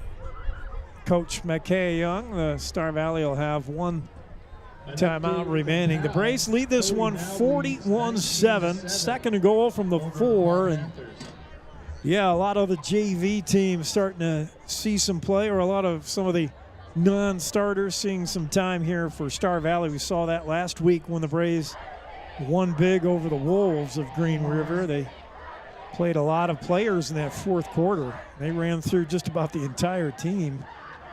And they might have a chance to do that here with 10 minutes remaining to get a look at some of their other players. Jackson, meanwhile, wants to just get through this healthy, because as it stands now, there is a playoff scenario for the Bronx. They would travel to what we think is a meeting with Buffalo next Friday. That's a long trip. That's a 7-hour bus ride to take on the Bison. That's going to be a tough, but not impossible. And for a team that's up and down each week, they're down this week, so that means up next week, right? Up next week, yeah. Up next week, big win. Sounds good. Tristan Hilton brings them up in that I formation. Bread and butter pitch, you bet, straight ahead. This time Jackson stacks it up. Did he get in? He did. Touchdown. That was close. Bronx did a good job to shut that down. But it's in for the 4-yard score. And again, I apologize. Can't see who that is, and I can't just guess who it might be because it's all kinds of different players in there now. But a touchdown run is going to make it 47-7 with just under 10 to go, and the extra point coming. PAT on the way. Luke Linford with the hold. That's good. The kick is up and good. And with 9:57 to go, it's Star Valley 48, Jackson 7. We'll be right back. You're enjoying Bronx football on KZ95 of the Jackson Hole Radio Network. Jackson Lumber, the board store, Jackson's oldest business and only true lumber yard in town. Jackson Lumber's hardware people are the best in the business, and they do it right the first time. Jackson Lumber works with people who make a living building, so the tools they sell are definitely the best hand tools and power tools available, with names like Vest Tool, Milwaukee, Makita, Skillsaw, Senco, Fine, and DeWalt. Jackson Lumber, the board store at 130 South Grovemont. Call 733-6000, 733-6000. Nichols on KZ95.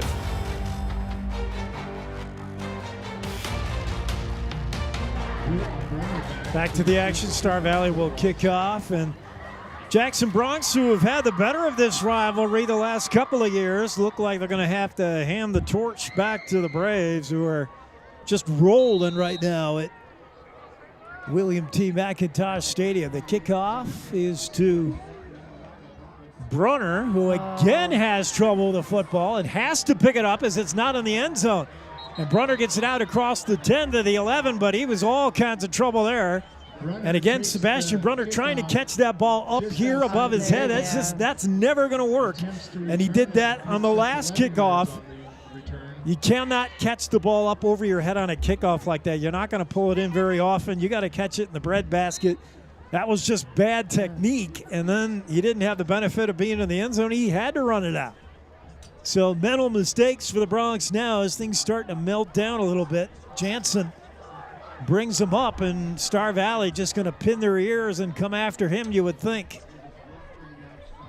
Handoff right side. They got a couple, maybe three. Jenkins will make it a 2nd and 7, trying to pick up a couple of yards here and give Jackson a little bit of room.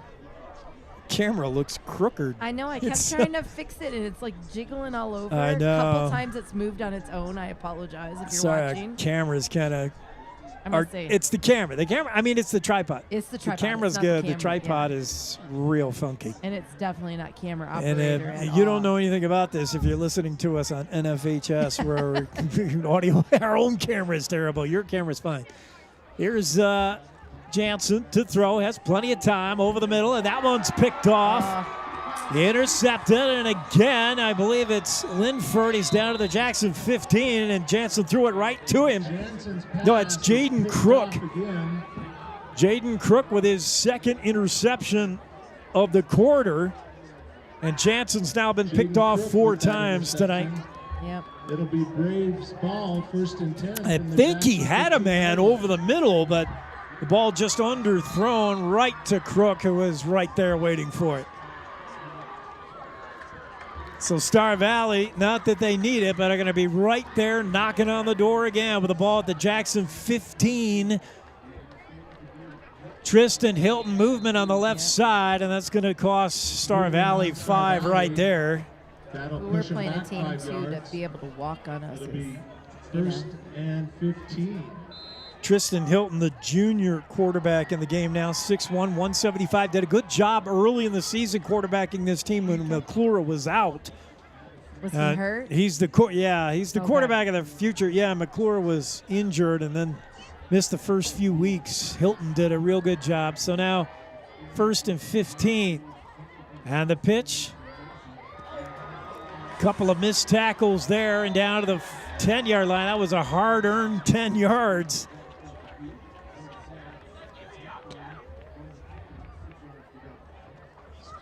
And run picks up about 10 yards. It'll bring up 2nd and 5 again, I don't know who's on the carry there. They got 13 in the backfield, and that's Bailey Calgren. That's the 2nd man through in the eye. Calgren gets the carry, and no, it's the fullback gets the carry, and he pounds his way to the 5-yard line. First man through, and it'll be a 1st down for Star Valley. 1st and goal. Clock running. 8:18 and counting in the fourth quarter. Star Valley already 48-7 over the Bronx and trying to add to it.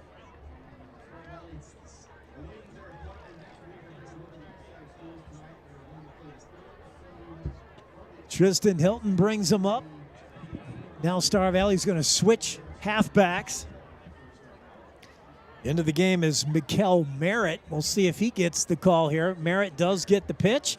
Tucks his head, pounds his way to the 1 yard line. He's going to be short of the goal line, though. Second and goal. It's going to be second and goal for the Braves. From about the 1. And again, that bread and butter I formation where they just pitch back. And Merritt just puts his head down, follows some blocking.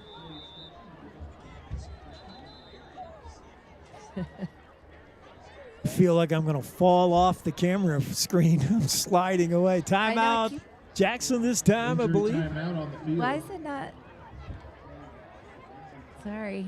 I don't know. See if you can fix it. Oh, there's an injury timeout. Jackson player down. This is what the Bronx can ill afford. They got to stay healthy here with the playoffs looming next week. This is a team that coming into this game didn't know whether their season was ending tonight or whether it would continue. And the way Evanston's playing, Jackson has got more football next week. Well, they got to stay healthy for it. 48-7, a 41-point lead for the Braves. They've got second down and goal from about the 1 yard line as they set it up again. Hilton in the I formation is going to pitch to the second back through, and he did not get there. Good job by the Bronx, playing for pride now. And Mikel Merritt short of the first down as he got stacked up, no gain. It'll be third and goal now from about the 1.5 yard line. Tristan Hilton gets the play relayed in from the sidelines. Again, it's going to be Mikel Merritt, second man through with that eye. We'll see if they give it to the first back through every once in a while. Maybe that misdirection play. We'll see. And hold him. Straight up, they did not get there. Merritt does not make it, and the Jackson Bronx making a statement here with the defense. Now, what do the Braves do? McKay Young, I mean, you don't want to run it up on anybody.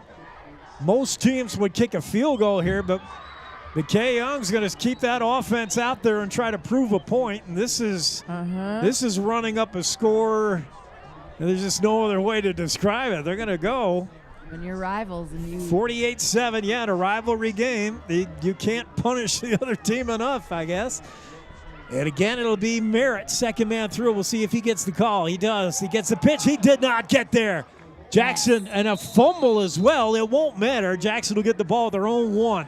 Either way, Merritt did not get there, and the fumble as well. So the Jackson Bronx get a little something out of this in a goal line stand to make themselves feel a little bit better. With 6:08 to go in the fourth, Bronx shows some guts right there and keep Star Valley out of the end zone.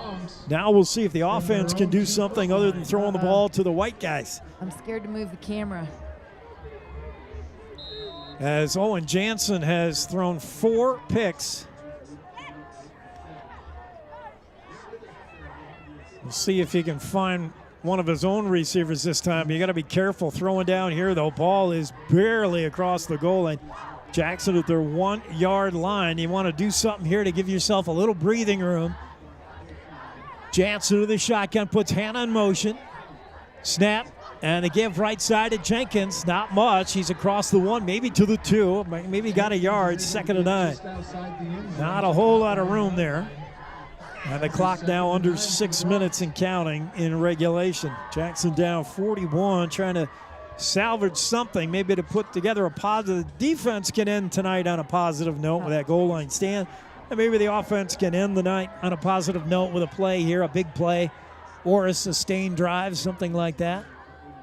2nd and 9 from their own 2, jumping now, and maybe the hard count got an offsides call, I believe, on Star Valley. It looked like that was Canyon Hurd who jumped the junior. And he did, and that'll give Jackson a little more room to work with here. 2nd and 3 as the ball is moved out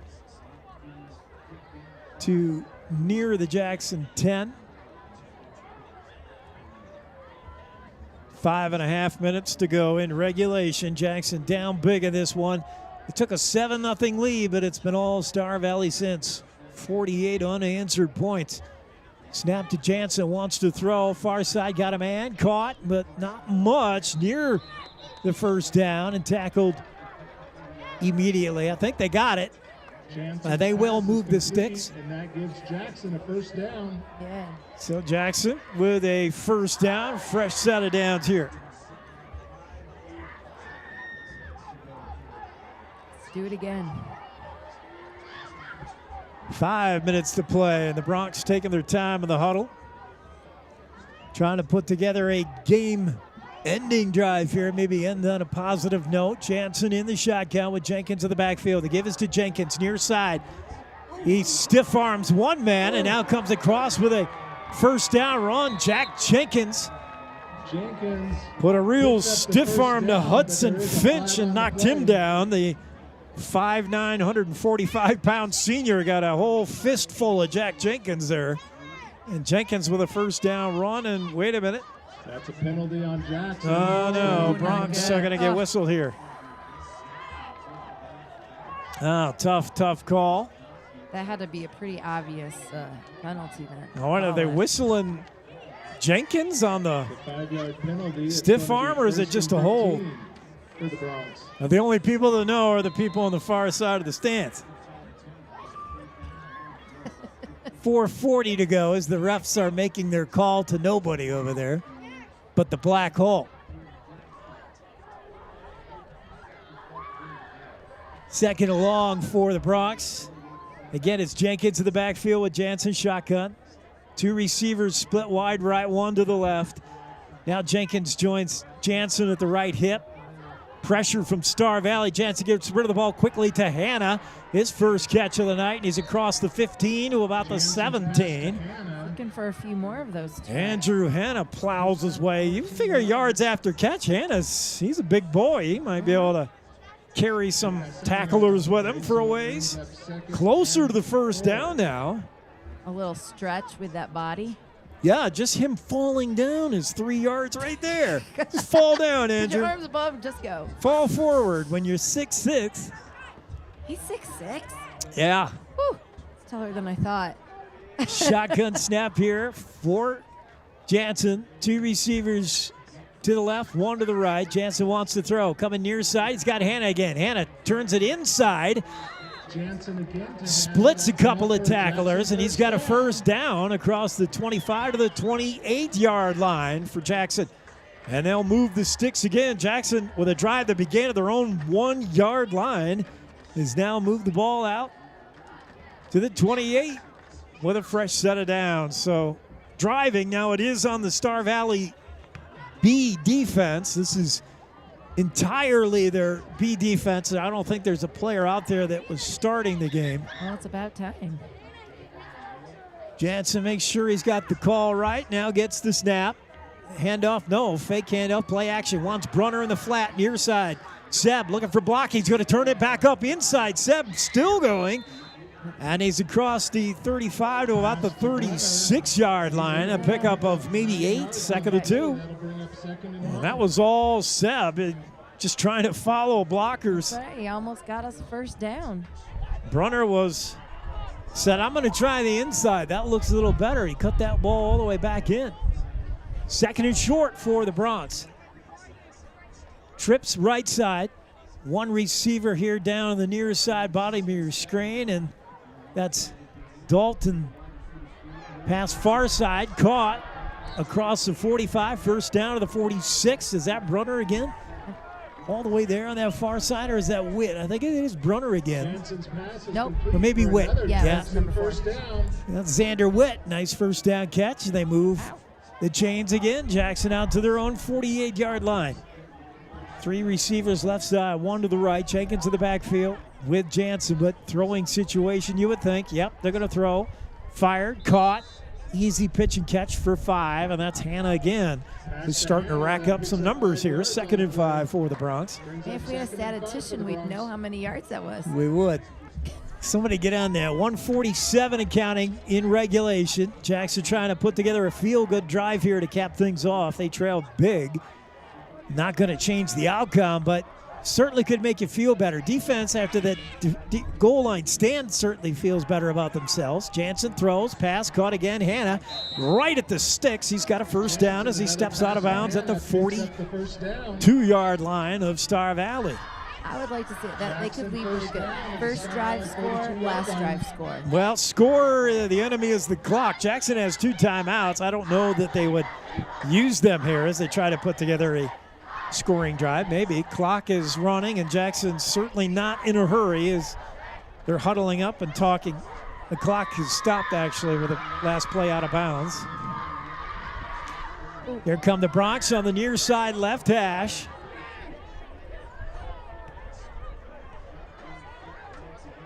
Graham Dalton in the near side bottom of your screen to throw is Jansen. Pressured, rolls right, looking for somebody, fires downfield, underthrown. He wanted Brunner, but ball well underthrown. Falls short. That'll bring up 2nd and 10 for the Broncs. 2nd and 10, Jackson. Jansen victimized by 4 interceptions tonight, is just trying to find some rhythm here, and it looks like he is. He's hit a couple of passes to Big Andrew Hanna and some of the other receivers.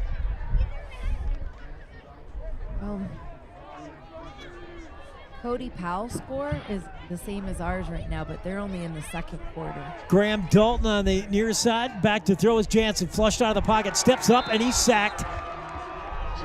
Well, Owen Jansen said, I better step out of the way of one tackler, and he went right into the arms of another, and not much he could do about that. Star Valley pressure got there, and the loss is going to bring up 3rd and 10 for Jackson with 1 minute to go in regulation.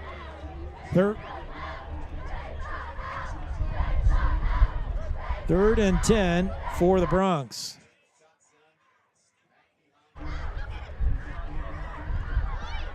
And I don't know what I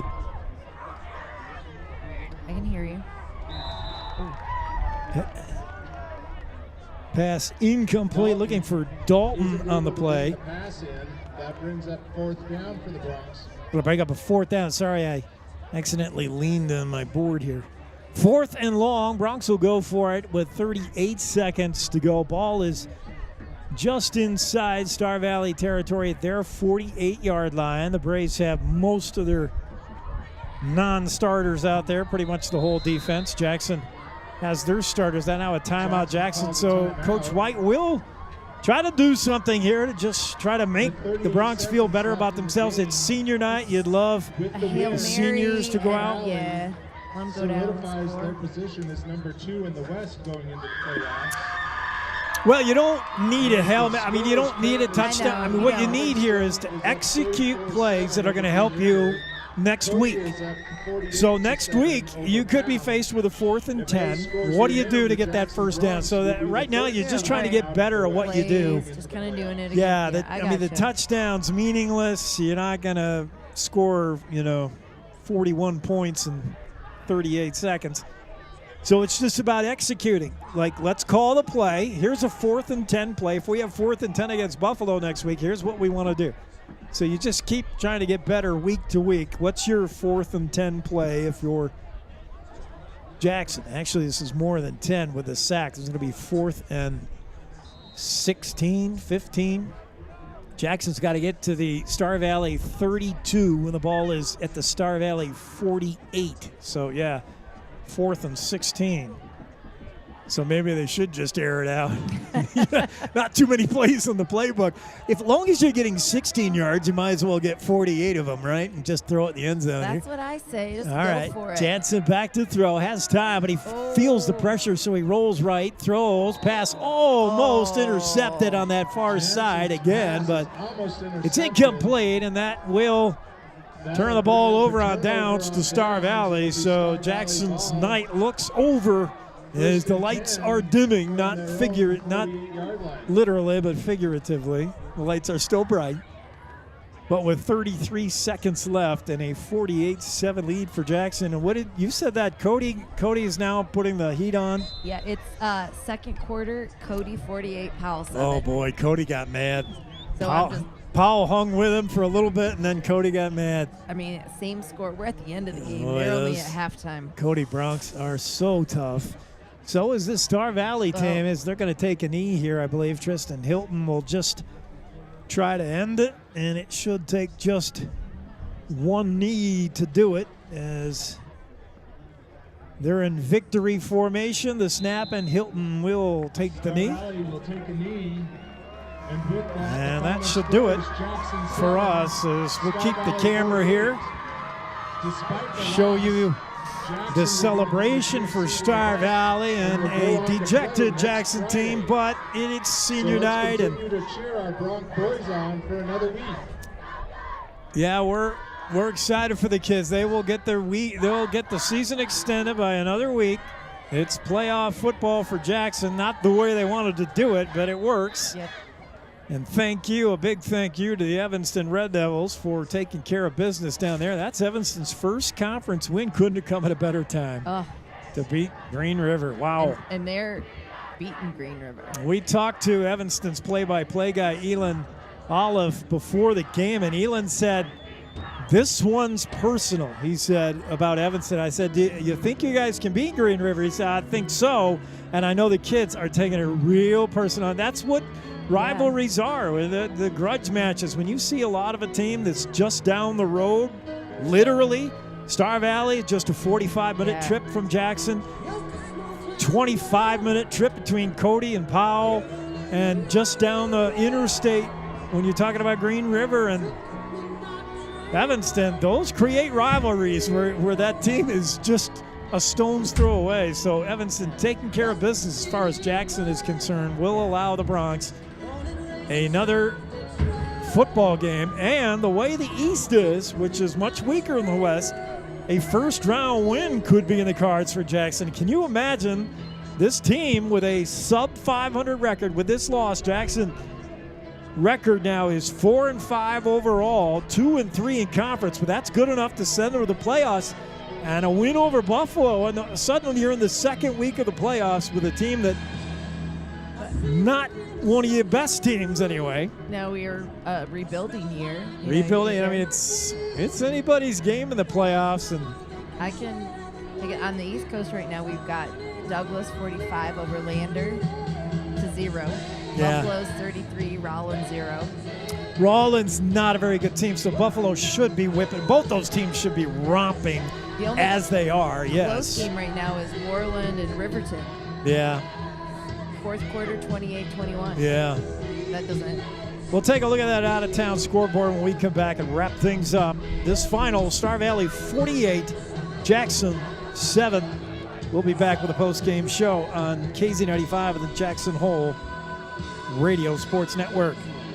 Best offense is a good defense. This theory applies on Wyoming roads and highways just as much as on the football field or the basketball court. Your game plan should always include wearing a seatbelt, and that goes for everyone in the vehicle. Check road conditions before you go. Call 511 or download the Y.511 app for road information at your fingertips. Finally, put away distractions, especially your phone, so you're better prepared for the unexpected. This message brought to you by Y.Dot. Experience Jackson Hole like a local. Recently renovated, the 49er boasts a new lobby, extended continental breakfast, indoor swimming pool, fitness facility, and 12-person outdoor hot tub. Located on Pearl Street, the 49er is just 3 short blocks from Jackson's greatest bars and restaurants, where you'll find your home away from home. Enjoy your time in Jackson as part of the Town Square Inns and stay at the 49er Inn and Suites. Great Northern Coffee. Jackson's own coffee roaster has been roasting and blending a wide selection of coffee since 1979. A warm fire, friendly faces, and a cup of Great Northern Coffee. Just the thing to kick off our Bronx and Cowboy teams. Try our Bronx Blend, a heavy, rich cup of coffee that will run you over like the Bronx football team. Great Northern Coffee, available at grocery stores and coffee shops around the state. Also available online at greatnortherncoffee.com. Live play-by-play coverage of Jackson Bronx sports continues with Jake Nichols on KZ95.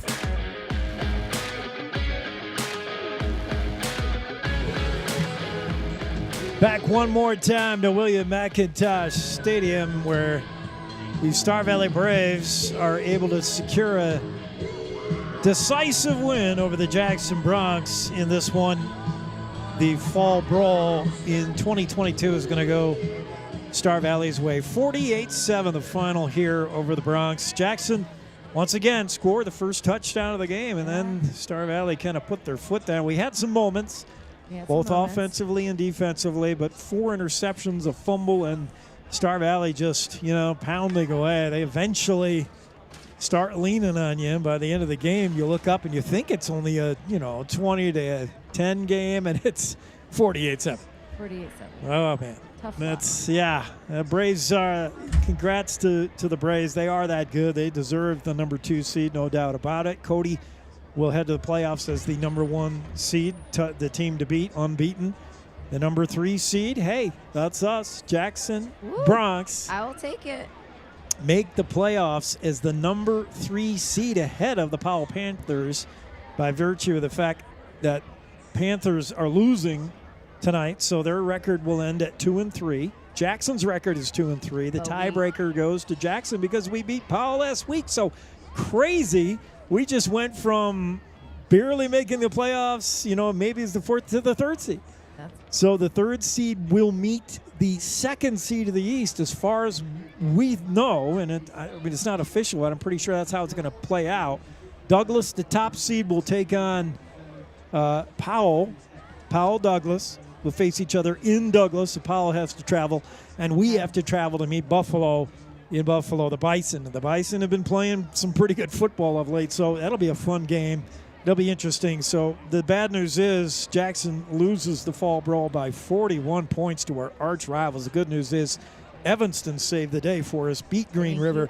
And thank you, Evanston sends Jackson to the postseason. There'll be more football next week, and we will be on the air with that for you. Although next week, no camera though, right? No video. Yes, there's a NFHS blackout on video, so we'll have audio only. We'll try to plug our audio into NFHS like we did tonight, but it will be on the road in Buffalo in strange circumstances. I'll have to figure it out.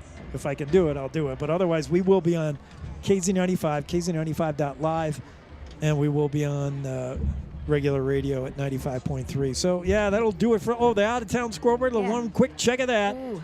So we did talk about Evanston winning and winning big. What was the final? 44-7. 44. Are you sure it was 47-7? I thought it says 44. Oh, yeah, 44-7. Evanston rolls over Green River, the game that puts us in the playoffs. Love it. Mm-hmm. What else you got? Final score, Douglas 45, Lander 0. Yeah. Buffalo 47, Rollins 14. And Cody and Powell's score is still in the second quarter, 48-7. Cody is up big in that one. So everything going the way you would predict. All the favorites really holding serve with the exception of Evanston, who in that game, I don't know, it had to be pretty evenly matched, but Evanston still was the team without a conference win. But look at, Green River beat us, and we went to double overtime with Evanston. So can't figure out things. Can't figure out these Jackson Bronx. So a down week this week. That means next week should look good. We're excited about it. Playoff football for the Bronx next week. And then, that'll do us for us. As we're going to sign off here from William T. McIntosh Stadium with a final once again. Star Valley 48, Jackson 7. All the action tonight brought to you by Jackson Lumber, Jackson's original board store. The town square inns of Jackson Hole, including the Antler Inn, Elk Country Inn, Cowboy Village Resort, and 49er Inn and Suites. Great Northern coffee. Try their Old World roasting style. It makes all the difference. And Wyoming Department of Transportation, keeping our highways safe and hopefully plowed for our trip to Buffalo. Oh, yeah, it's true. It's going to be snow in the ground for next Friday. Oh, boy. Could be. Well, that'll wrap this up. Mike Hansen, I hope they burn this thing down when we leave this booth. as we hope to be over in the new configuration of the far side. Thank you so much for joining us. We'll see you again next week. That's exciting. For Jackson Hole Radio, I'm Jake Nichols alongside Kimmy K. Morton signing off from William T. Mack. See you down the road.